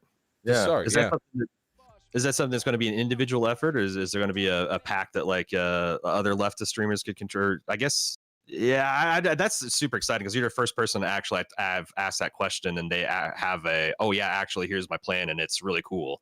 Yeah. So, well, I just yesterday bought a home gym, so we've set back the pack timer by just a little bit, but I would know if I could. Here, I'll try to get Hassan into it. That Hassan is probably one of the only lefty people online who I know for a fact makes a lot more money than I do.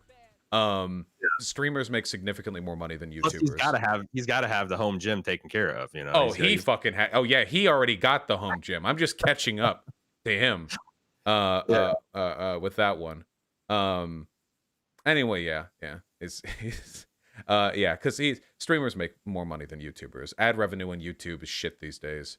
Oh yeah, it's everywhere. Like, we're over on the Bald Move side because that's what kind of pays the bills. Swizzbold's more of a fledgling enterprise, but we're 90% supported by our direct support by our fans because especially now, like what little the ads were doing, like after COVID, oh man, like it's really hit the market for podcast ads and whatnot. So yeah, we same deal. Like 90% of our operating revenue comes right from people that like us enough to support what we're doing. You know. Yeah.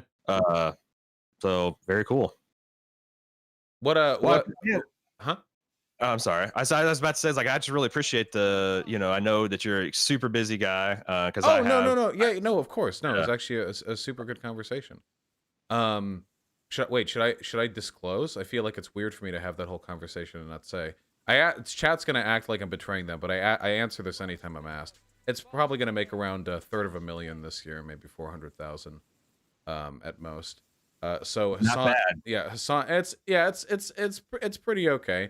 So Hassan's still on top, because I'm confident that motherfucker makes a 7-figure income. Just barely, I feel like. I don't know. I don't know why. Like Hassan's kind of the guy I'm thinking of because it's an easy cheap shot, right? Like, oh, you're preaching this, but you're sitting there saying when you should tell each other's your salaries and you shouldn't let the bosses have this information. But like, oh, I don't like to talk about my personal finances because I will say this: it's not a good look. It's not a good look, and I think it's a missed educational opportunity. I agree. I will say this. If you're making your money off donations, I do think some people have said Hassan does this. I think Hassan has maybe done it like once or twice. I don't think that's a persistent habit on his part. But I do think if you're making money off donations, you should be upfront with your income and you should never mislead people about you needing that money. When I first started streaming, I would beg for those fucking donations. I'd be like, "Hey guys, I really want to be able to eat something other than boiled potatoes this week, please God." And sure, that's sincere. Now, we must recognize, of course, that for me to do that, this would be wonderfully exploitative and not at all good. So I think being open about your income, it's unfortunate because if you're open about it, people are less likely to donate. That's just a fact of the matter. If you want more money, the strategy to maximize income is to never talk about your income and to facilitate a parasocial relationship to maximize the willfulness with which people will donate so they get to hear you say their name and so on. I think that can get pretty unethical pretty quickly. Yeah. So I think I do agree there's a better conversation to be had there, you know? Yeah. And I do feel like it's one of those things where it's like it gets worse over time. Like if when's the time to kind of like come out with your finances and like start educating people about this? If you've been, it's a lot harder. It's kind of like, I don't know, like a closeted situation, right? Like you've cultivated this thing and also like I feel like people can get weird about it, like if you're hiding it and it's something that, like, if you're hiding something, it's something that you're on some level shameful or fearful of. Mm-hmm. And that can go bad places, like that can lead to entitlement. It can lead to being out of touch with other people's struggles because you start seeing because that's one thing I also talk about all the time is like this is a rigged system. It's just like if you've played, what's that game, Cobalt Rocket, your income is like a rocket ship, and punching through that first 50 or 60 miles of atmosphere is where 90% of the fuel Kerbal goes. Space Program. Okay. Yes. Okay, there we go. Now I get it. once you get out of the atmosphere, it gets just faster and faster. It's the same thing like in personal economics. Like when I talk to our accountant, it's like, once you have an income of like $100,000-ish, depending on where you live, you can essentially start paying yourself just straight out of dividends and realizing gains from your company. And those things are taxed at a way different rate. And it just starts accelerating. So it feels like we should have a system that's the opposite. It should be like, I have this analogy like the warp drive curve in Star Trek. Like warp 10 is the absolute fastest you can get. It's infinite speed, and every 9.99 is a geometric growth of energy that you have to expend to get that much faster. And so like, but that's not the world we live in. Like, it's so hard when you have no money, and it gets easier and easier and easier as you get more and more money. We used to have a very high marginal tax rate, and we don't. And capital gains are taxed lower than traditional income. So if you're making your money off the stock market, you get yeah. My parents keep telling me to put money in the stock market. It feels, I don't think there's anything unethical about that. Fuck them. No, I mean, it's like if you're playing the game, like you can shoot 3-pointers outside the out of bounds all day and they're not going to count, right? Like if you've got money, you absolutely should, because who knows if this stops tomorrow. And do you want to be in a position of strength? Like, that's what I'm saying. Do you want to be in a position of strength from within the system or a position of weakness? And if you're in a position of strength, then you can advocate and educate people and tell you this is like, hey, you should still support me, not because I'm becoming an increasingly rich bastard, but look at what I can do with this. Look at how we can all benefit. Don't you want to make me a rich bastard? The thing is, I mean, past with regards to how I live my life, once I was able to make, because my income massively varies, a year ago today, my income was like 1/10 of what it is now. So it's difficult for me to say like, oh, I make 100,000 a year. I don't fucking know what my income's going to be. But when I was at the point where I felt like I was making about 100,000 a year, like I felt like an equivalent degree of income, my actual living convenience hasn't changed since then. Once I hit that point, it's been all the rest of it's like in the pack fund, you know what I mean? Or I buy a home gym sometimes. But for the most part, things are pretty much the same. And it is extraordinary how much being a little well off takes so much of a burden off your shoulders.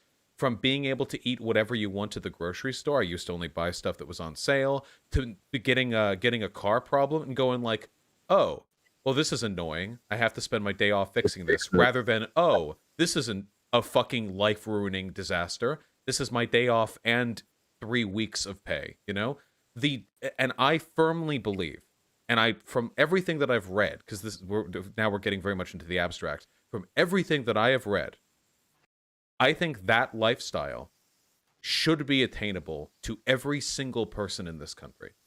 I think that is 100% possible. With the wealth and the resources we have in this country, if we were to selectively decommodify certain price points, if we were to tax appropriately, that lifestyle where, I mean, if you want a new car, maybe you got to wait a bit, but living your life, that is absolutely attainable to everybody here. And eventually to everyone in the whole world without global exploitation. That's the thing. Because like if you do the back of the envelope math and you divide the world's GDP, we're fucking them over so bad right now. Yeah. But like it's like if we divided the pie evenly, no one would be happy, unfortunately. So we do have to grow the pie, which is why I don't think we're quite done with all the markets yet, because I do think that's a really good way to generate wealth, and we need to generate a lot of wealth so that all the world can have like what you're essentially arguing for is a middle class lifestyle for the world. Yeah, and man, I get goosebumps when I think about a world where you don't suspect your neighbor because everyone's kind of in the same boat and everyone's doing fine and everyone's able to maximize their own potential, and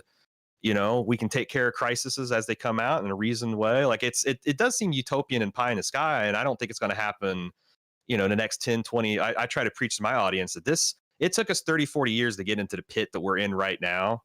It's going to take 30-40 years to rebuild the institutions, to get education levels back, to get people to where they're not in this oh my god, zero-sum game. I got to get mine because other if I'm not hoarding it, someone else will, right?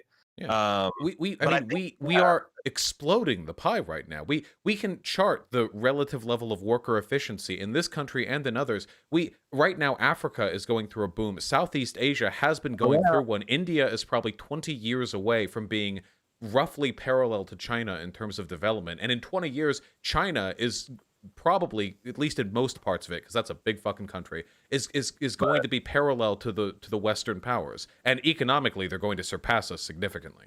yeah, The what's going on in Africa, especially the how they're this Pan African government and economic coalition that's forming. Because eventually, if we get to Star Trek Utopia, we'll have like some form of one world the government, right? yeah, And these are steps towards it. it's material conditions, you know. Again, Mhm. if a country hasn't gone through capitalism yet, we can't expect them to just jump to where we are. They got to have their fun in the sun, with the unethical hoard of wealth from capital owners. Actually, this is a completely other subject, but it is important to talk about. The carbon tax. So the world's God, dying yeah, right now. That's not good. right. And we in the West are in a position where we can invest in alternative energy in a way that makes our country wealthier because we're established to that point. And we may eventually transition to complete dependence on green energy, which would be phenomenal, or if we go nuclear, whatever. But other countries can't do that. So, what we probably absolutely definitely need to do is we need to be spending an exorbitant amount of money providing energy for these countries through green means. You invest in their infrastructure. We got to be done with coal and oil. We have to stop. So if that means us spending a couple trillion, us collectively, America, European Union, on getting countries in Africa or in Central America up to par, that's, I mean, we got there first. We got lucky, but we're essentially paying down our fucking of the planet, which is, I think, a pretty equitable trade in the long run. And it's moral. It's something and Yeah. I remember being a conservative, 20 years ago, in my early 20s, because I'm pretty old, 20, especially by online 20 standards. years ago, you weren't alive back then. Come on. But I remember being a conservative and arguing the positions for like, cap and trade and carbon credits and stuff. Like those were right wing conservative economic solutions to the problem. And somehow they've got transmogrified in the stupid machine to be far left crazy positions now.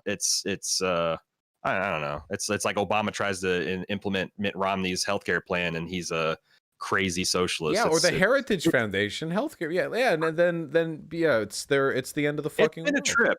It's been a trick because I grew up, idolizing like the heroes from Tom Clancy novels who were arch fucking Republicans of the day, and Jack Ryan. If Barack Obama was white and Catholic, he'd be Jack Ryan, the hero of all those Tom Clancy far right novels. Like it is really breathtaking what's happened to Obama's a conservative fucking in the United jock, bro. States. Obama, like I can imagine like Obama standing on top of like a Lebanese, embassy, watching a bunch of like terrorist family members getting gunned down while he puts on sunglasses. That dude is No, incredible. that's Yeah, he's incredible. Yeah, he'd have to be white and R, but like he is, it's just very much like, and he's like the crazy far left socialist. it's insane. Like I said, as someone of yeah, and I don't, yeah, because I'm always trying to figure out because I feel like there's some secret here that like if I, it's like that movie They Live. Like if there's a glasses you can put on, and be like, hey, remember all the people we grew up and think about like I've been watching a lot of '80s action movies lately, like Total Recall. Total Recall is a story of Martians in impoverished Martians in a dying world with no resources, fighting against a corrupt police state, blowing shit up, fighting with police, and they were unambiguously the good guys. Like how did people my age, like Gen Xers, how did Gen Xers grow up on this content and completely forget the moral lessons? I Like don't. People don't follow anything. Like right now, what we're dealing with is the fact that people have literally no media comprehension whatsoever, and everything like it's like Fight Club. for example. You know, I feel like you could almost define a generation based on a bad interpretation of Fight Club, where it's a movie explicitly criticizing toxic masculinity and groupthink, and then everyone ends up like, you know, watching it and thinking like, oh my god, dude, holy shit, Tyler Durden was based as hell. But you get that too. People watch They Live, and we're still in capitalism. So I don't know. Yeah. I don't know. I don't know where we are right now. But it's And I not do think good, it's and I don't that like where it's headed. that like these liberal values don't touch the wallet. That's where there's a firewall between, yeah, you can limit people's economic political power, but or you can limit their political and their military power, but the political or the economic, that's just, you know, that's like one of those. It seems like it's and that's I'm having a conversation this weekend with a conservative, and I'm trying to argue, you know, against like not against private property, but trying to see if he can explain from first principles why the state of the world, how we carved it up in 2020 right now is all good. Like, because it's like, you know, the history of the world, smash and grab, right? Like whatever you can take up until the last century or so, and then it's like, oh, you know, we've got places like the UN and we've got democracy and everything's been kind of like fair. But it's like so few people participated in that process. Everyone else got, yeah, it's like, yeah, it's this game of Grand Theft Auto where you just pause and like whoever's got the biggest pile of cash, well, that's it. Well, we owned it. We own this land. We own this property. We have the, you know, we have the God-given impetus to exploit it. It's so weird. There's an image. There's an image that reminds me of, which I'm quite fond of. And it's a wealthy man coming home to his manor, finding a bunch of poor folk standing outside the gate. And the wealthy man says, "What the fuck are you doing? Get off my property." And the poor men say, "Where did you get this property from?" He says, "From my father." Where did he get his property from? Well, from his father. And where did he get that property from? Well, he fought for it. Well, okay, we'll fight you for it. Yeah, they, you know, it's they got what they needed, and they changed the rules up so you couldn't fight them back. Yeah, that's why it's like you what you mentioned, like with the carbon credits and spending the money to kind of clean up our messes. It just feels like that makes sense. Like, you gotta be fair and equitable with people, or you're going to just, you know, like what is the rest of the, you know, is the rest of the 6 billion people on the planet just going to sit back and be like, well, you know, they got there first and they made a lot of money. Unfortunately, right now that is the only thing they really can do. Right. Which is you know, sucks to be them, I guess. I'm glad I live here so I can feel bad about the hollow shell of the nation that I was born within, rather than feel terrible looking at it from outside. Yeah. Well, hey man, I really appreciate the time. I'll like yeah, I really appreciate the time and the follow through having this conversation. I think my audience is really going to enjoy it. And yeah, if you ever need a, because I feel like a lot of times when you have arguments of destiny, I'm a pretty good I do some of these debate reviews where it's like that last thing with the Kenosha, like I think that really came down to like your experiences where you grew up and your background versus his, and like the things you were saying were just literally, you know, I mean, he was also saying it in the max asshole way possible. I think like, the main issue with that debate is, and this is my fault, I don't know if this is something he does deliberately or if it's just a byproduct of how he is, but the main problem with that debate is that I was debating the wrong thing. I'm generally pretty permissive when it comes to self-defense laws, and when it comes to self-defense as a concept. I wasn't there to debate the Kenosha shooter. I was there to debate his comments on it. The people who died deserve to die, that they were stupid and fuck them and fuck everyone else, and that the far-right militias should shoot these people for burning down. Whatever. That's what I mainly took issue with. But, so it was my fault for letting myself get sucked into that. I still think there's a lot of nuance to the legitimacy of a self-defense claim, but I suppose we'll see. Yeah, there is, because like I don't know. I don't like I hate talking too much about that stuff, because as I think I've heard you say, it gets real LARPy real fast. But like, you know, I'm always trying to take intellectual positions that I won't look like an asshole for taking 6 months from now. Well, if I was in a active shooter situation, I would simply backflip and fire down in an arc with my you know, akimbo sure. Yeah, your blade Uzis. Right, yeah, to neutralize the threat, of course. Of course. We all know this. Attack pattern Vosh Beta 1. Yeah, that's what the home gym is for, to keep the backflip strong. Yeah. Well, hey man, thanks for coming on the show. I don't know. This podcast will come out this Wednesday. You can hang up on me now. I don't know how to end these things. Don't worry. I'll take it from here. Do you want to shout out your socials? We got a good, I don't know, 6,500 people watching. Yeah, you can follow me at Aaron Hubbard. That's a BM. That's a nod to my cult upbringings. L. Ron Hubbard, Aaron Hubbard BM on Twitter. If you like pop culture and you want to hear it from some people that aren't offensive in their political opinions, I can recommend Bald Move, baldmove.com, at Bald Move, and then our fledgling political network that we're getting off is Swizzbold. Because I also do a show just on like culture and like better living with my wife, relationships, kind of advice show. And then Three Right Turns is the, lefty progressive political analysis from a cultural conservative kind of background and upbringing. So yeah, I'd appreciate everybody in your audience checking that out if they want to. Of course. Give me your links in Discord and I'll add them when I post the video. Thank you very, very much. I really appreciate the conversation. Seriously, it was a lot of fun. And I hope you have a wonderful day. Good luck. Yeah, you too. Bye.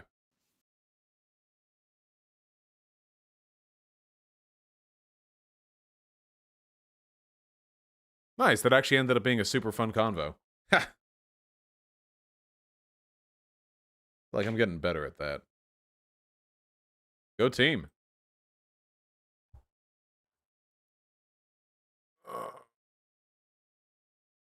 Just give me a second. I slept bad again. Feel like you're growing to appreciate non-combative conversations. Yeah, if the other person is doing the interviewing, if the other person has the questions. If I have to come up with like the conversational topics, then no. It also really depends on how conversationally talented the person is. That guy was easy to talk to, of course.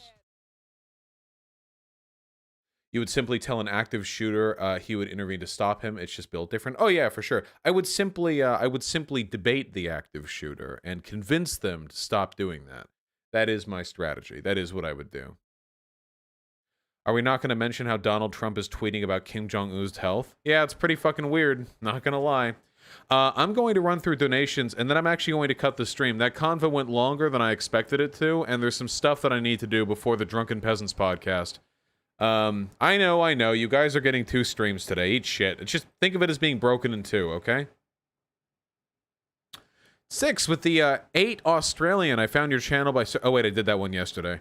Aurora with the incredibly kind tier 4 sub. Hey, Mark, please steal my virginity. Ayaya? Who the fuck is Mark? Well, I hope you found them.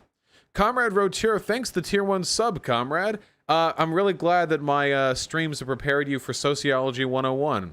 Joust McGee, Vosh Bad, True, 5th Wonder of the World. Why don't you cover Brandon Tatum videos? I probably should. I know. I'll look into it. Several Lizards with the tier 2 sub. Thank you, comrade. And Befreddle with the $5. I'm glad you're enjoying the stream. Johan with the 555. There was an ad for a German cyberpunk game where you play literal YouTube Nazis after opening your stream. I'm dead.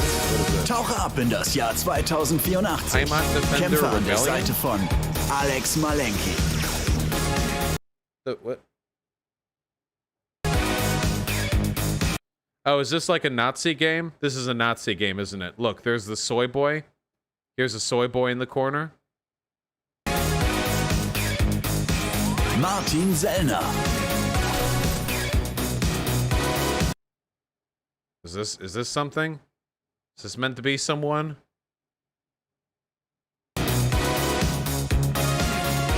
Outdoor Illner.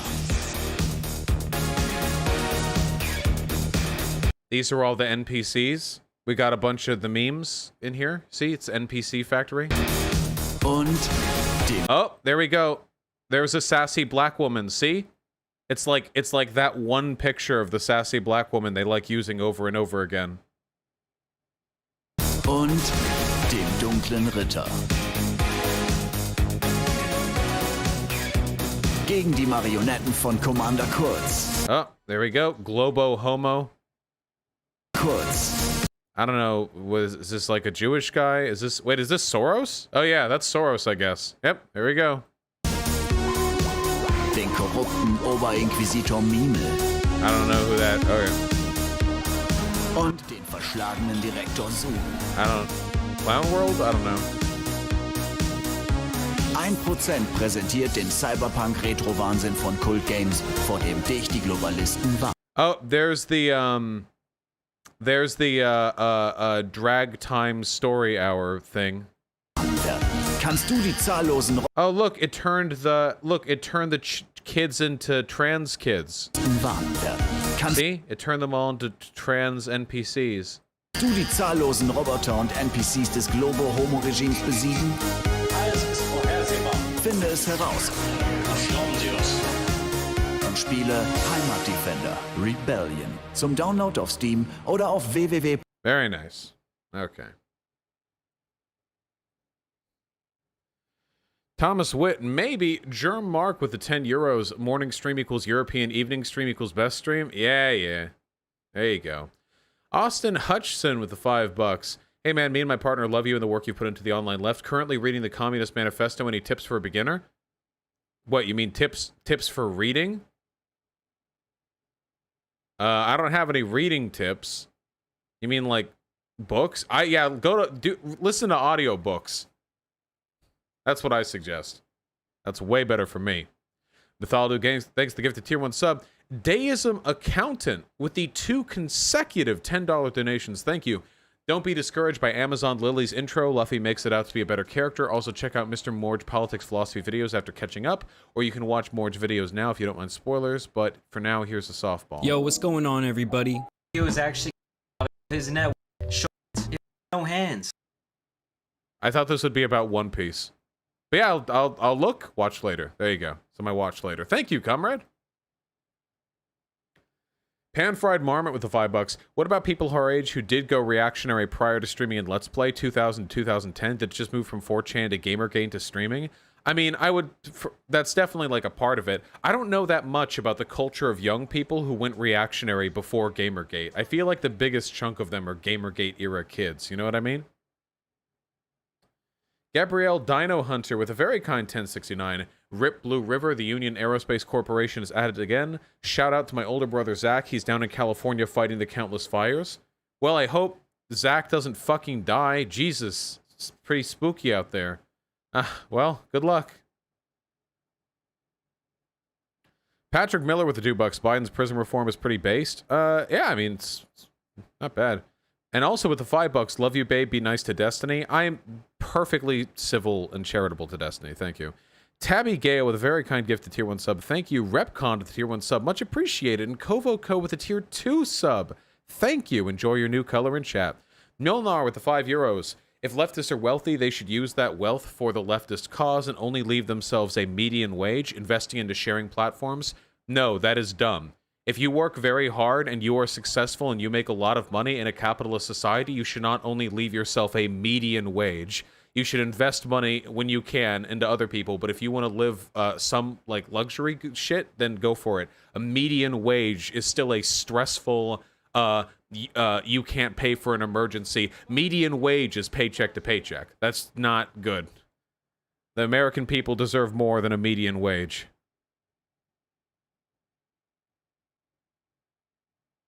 Maybe Milnar. The biggest threat for a new Stalinism is the division of labor into manual and intel labor and the influence of petty bourgeoisie in the communist movement. Maybe? I'd have to think about that. Sake Tanuki with the incredibly kind $20. We're gonna have to make a bespectacled, bearded leftist identification t-shirt at this rate. You guys are fucking racist. And you're Meninist. The worst thing a person can be. What the fuck is wrong with all you? Every single fucking time another white guy with a beard comes on here. Hardy har, always with the same jokes. Z Nova with a very kind tier 2 sub. Happy to hear the debate went well, comrade. Thank you. J Sepp with the $5. Love your videos. I'm a reformed Bernie or Busty. A milquetoast liberal is far better than a fear-mongering fascist. True! Root of all Grievals, thanks for the gifted tier 1 sub, comrade. Hell yeah. Insert coins to begin with the 420. Are you interested in speaking with Cult of Dusty? Not really, no. I had a convo with Cult of Dusty once, it was fine. That's okay, though. Feel like we've turned separate ways. Disaster Nick with a very kind 10 bucks. Wow, you're earning over twice what I'm making, and I thought I was doing well. Anyway, here's more money so you can build a golden pack next to your home gym. Build a golden pack? Yeah, yeah, that's what I want. Just a statue of Pac-Man. Hold on. Hold on. Taco baby.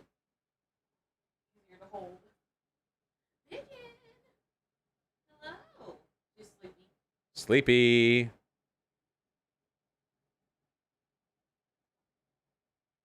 Disgusting baby. Hi, Pigeon.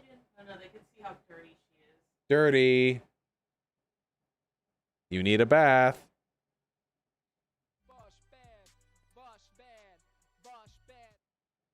Little baby.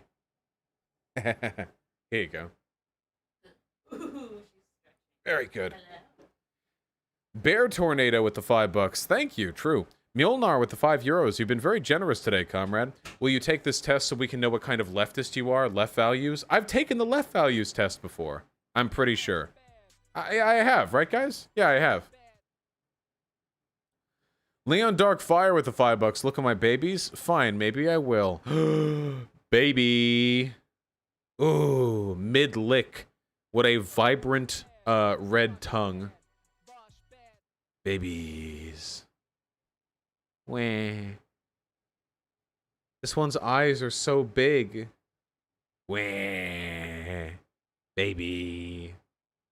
Beautiful babies. Little teeth.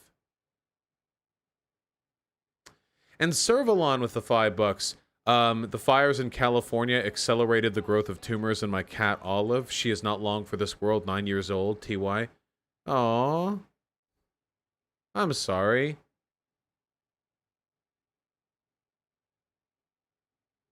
Olive. Wah.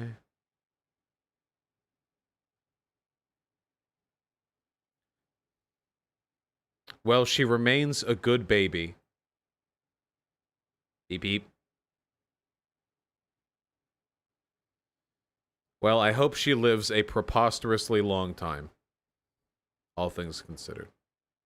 Braden Hatch, the $5. Found this while researching health policy. Maybe a Sociology 101 stream one day? Maybe. What the fuck is this? Medicare for all. How to select a presentation. What?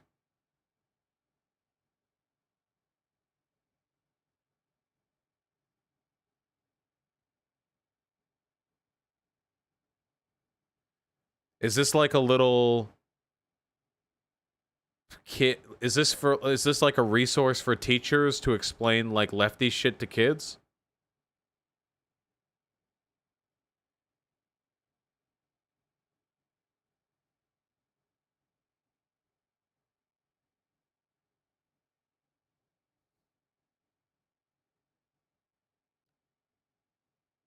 I mean, I'm cool with this. Yeah, sure. Fuck it.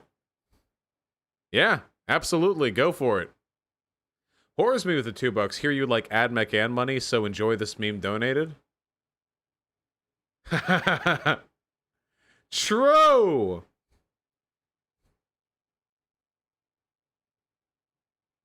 Basically does just look like the surface of Mars. CG1003 with the $2. Did you see what happened to Caitlyn Bennett? No, wait. What the fuck happened to Caitlyn Bennett?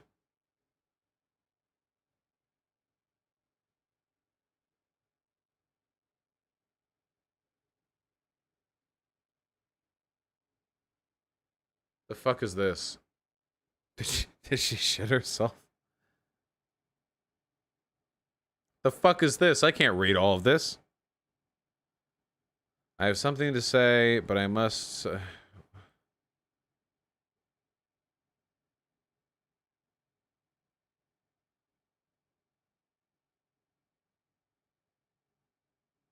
She went to UCF and assaulted people? Wait, for real?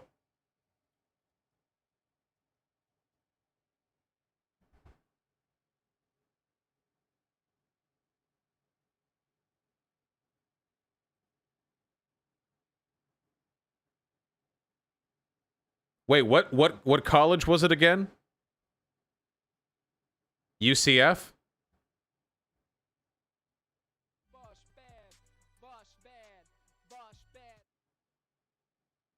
good, Servalon?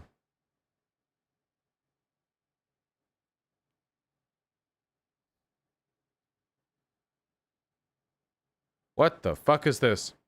UCF really out here allowing gun rights activist Caitlin Bennett on campus to incite riots and letter. Remember, Caitlin Bennett is a neo-Nazi. Not just a gun rights activist.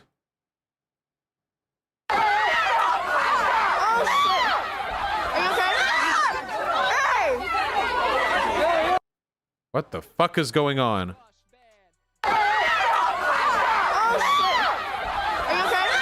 Wait, this doesn't show... Yeah, this doesn't show the impact. Wait, hold on. We can't tell anything from this.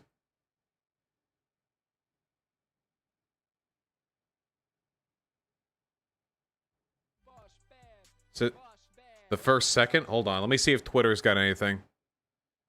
Caitlin Bennett.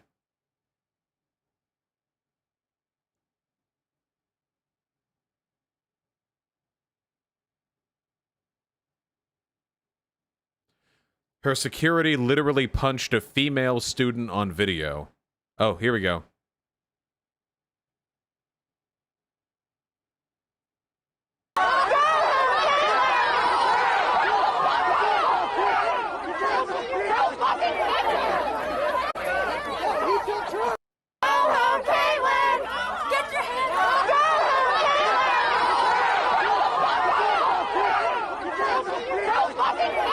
This doesn't show us fucking anything.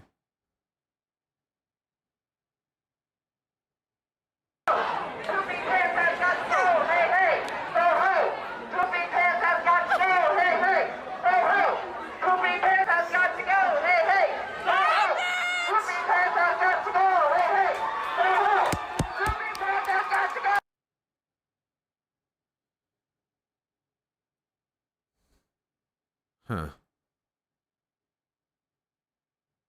Yeah, I'm not seeing anything from this, like, at all. Like, not even a little anything. Caitlin Bennett trending in the United States. Okay, we'll just check the trending tab. I'm not... Look, what is happening here?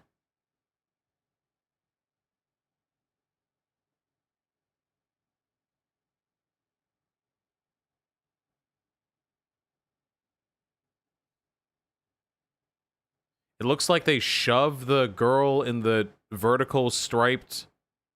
like that? I can't give a fuck about that. Is that seriously it? A dude in a red shirt, like, shoved one? I can't. Guys, I'm not Tim Pool. I can't pretend to be offended by every perceivable... There better be more than this. Okay, here we go.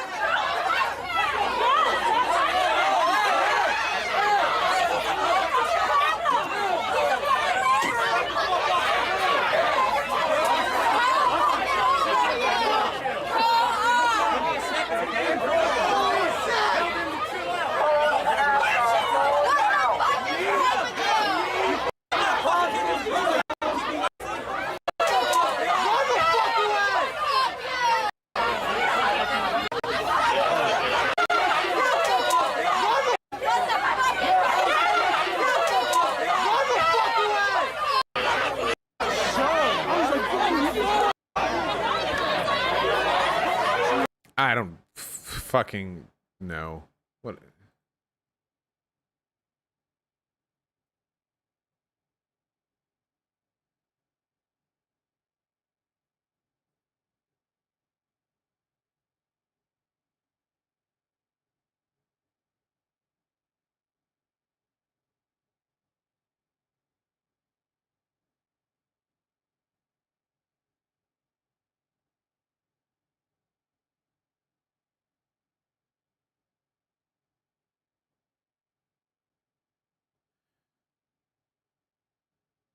Well, I don't care.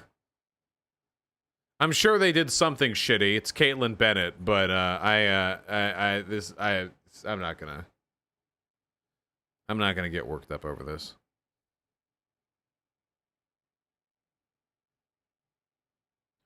All right. Exillinov with the $5. Sorry to hear about your sleep schedule, comrade, and about the weather. Get some sleep, okay? And thank you. Googly Gook with the $5. Update on the maybe date. She didn't shut down flirty comments and wants to hang out again. In your opinion, is that good? Generally speaking, if somebody wants to hang out with you again, that is a good thing. I would say so. Hopefully she reciprocated some flirty comments. Divergence with a very kind $10. What do you think of Lacey Green? I don't know. Did Lacey Green, wasn't she just some like sex educator, but then she like took the red pill? I don't know. I don't know anything about her. I haven't thought about Lacey Green in like 4 years, you know? Quantum Q with a very kind $10. How do you talk with someone who thinks the Democrats are Marxist? Just keep telling them that's like saying that Trump is literally exactly like Adolf Hitler, you know? Yeah, I don't know. Just anyone who thinks the Democrats are Marxists is probably too far gone to have a real conversation with. Shep Talk, thanks the $5. Glad you enjoyed the conversation. I did too. Domo Bot with the $5. Hey Vosh, just thought I'd let you know that my mom, who grew up in communist Poland, watches your videos and likes that he makes sense. Hey!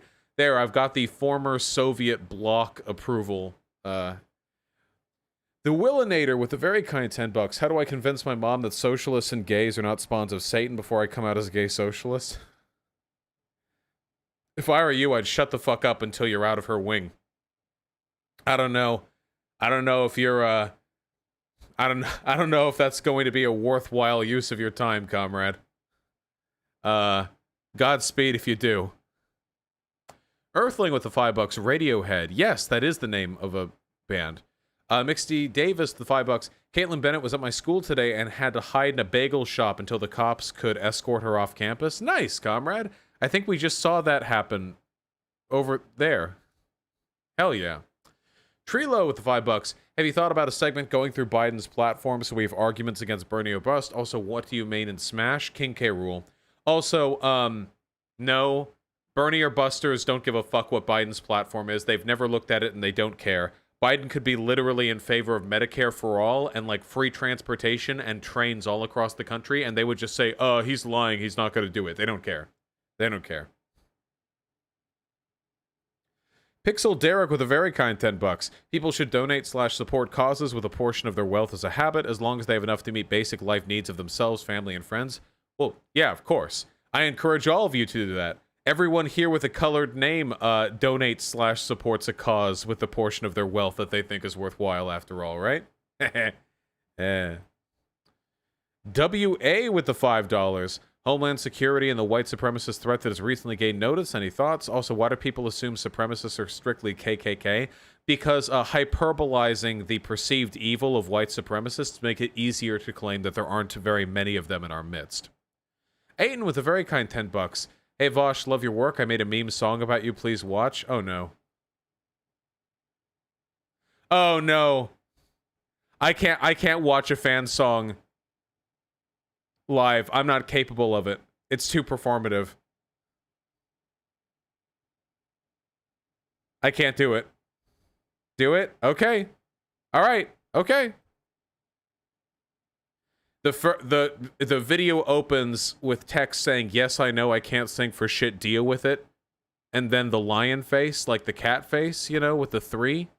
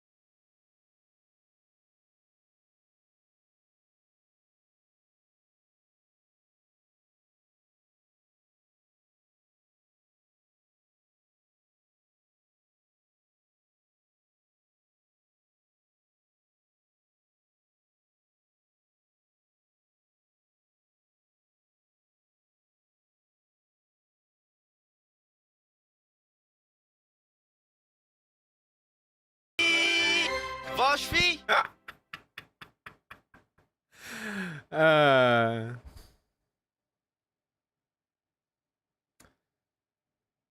right, I was nervous, but that was great. That was great. I apologize for nothing, and I'm only happy that happened. Yes, things can be cringe and based at the same time, guys. It's actually very possible. In fact, I would go so far as to say that bold cringe is some of the basest stuff around.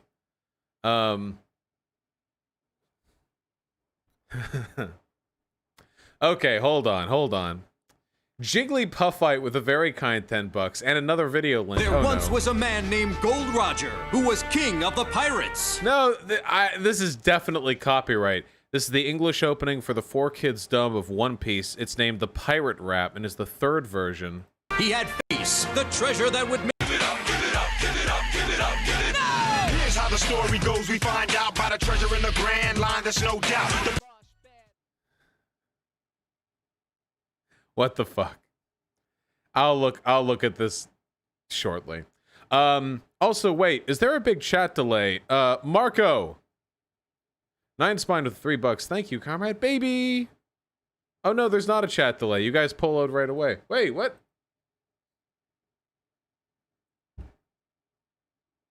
No.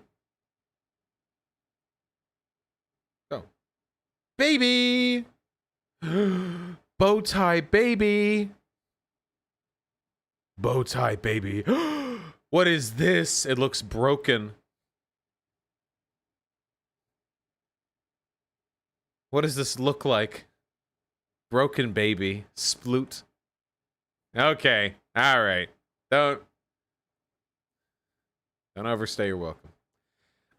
Basiliat with a tier 1 sub. Thinking of starting a leftist channel, but as a cam girl, just stripping, whoring it up, and reading theory to malleable Coomer brains.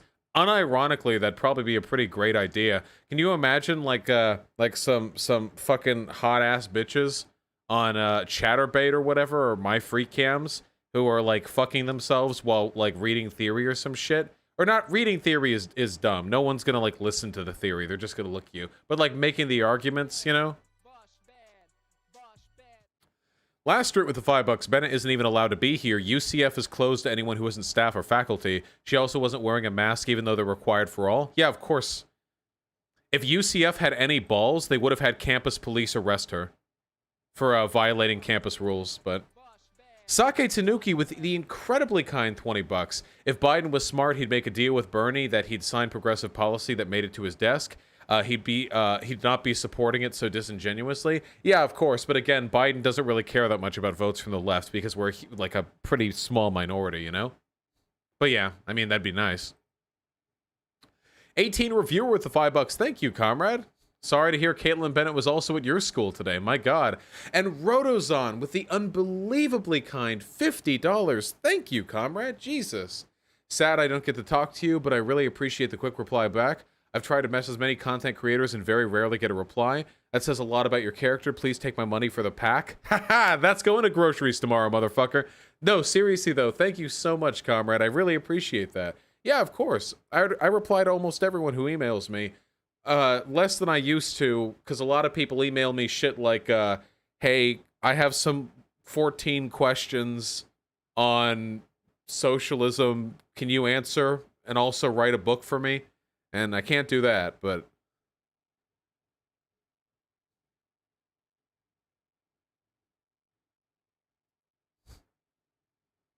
Oh, thank you, comrade. I really appreciate it. Jakey Fakey with the $5 sent this to Zan. He played it on stream. I feel like you'll like it too. People don't like me. Are you like the hipster version of Copyright. It's copyright. Zan streams on Twitch.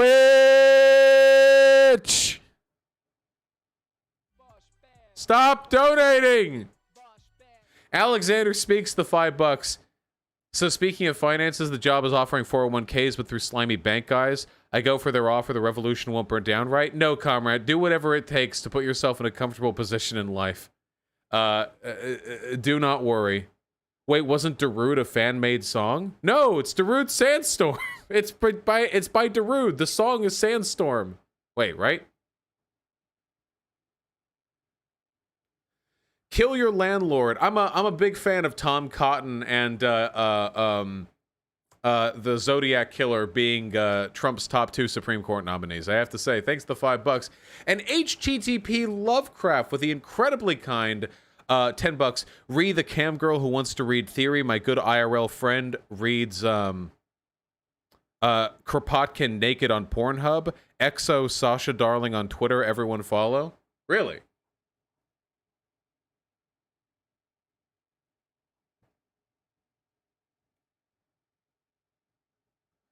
Let's see. I'm checking out the Twitter. They follow me. They are indeed naked. Yep. That probably, yep. There you go. That probably secures all the necessary preconditions.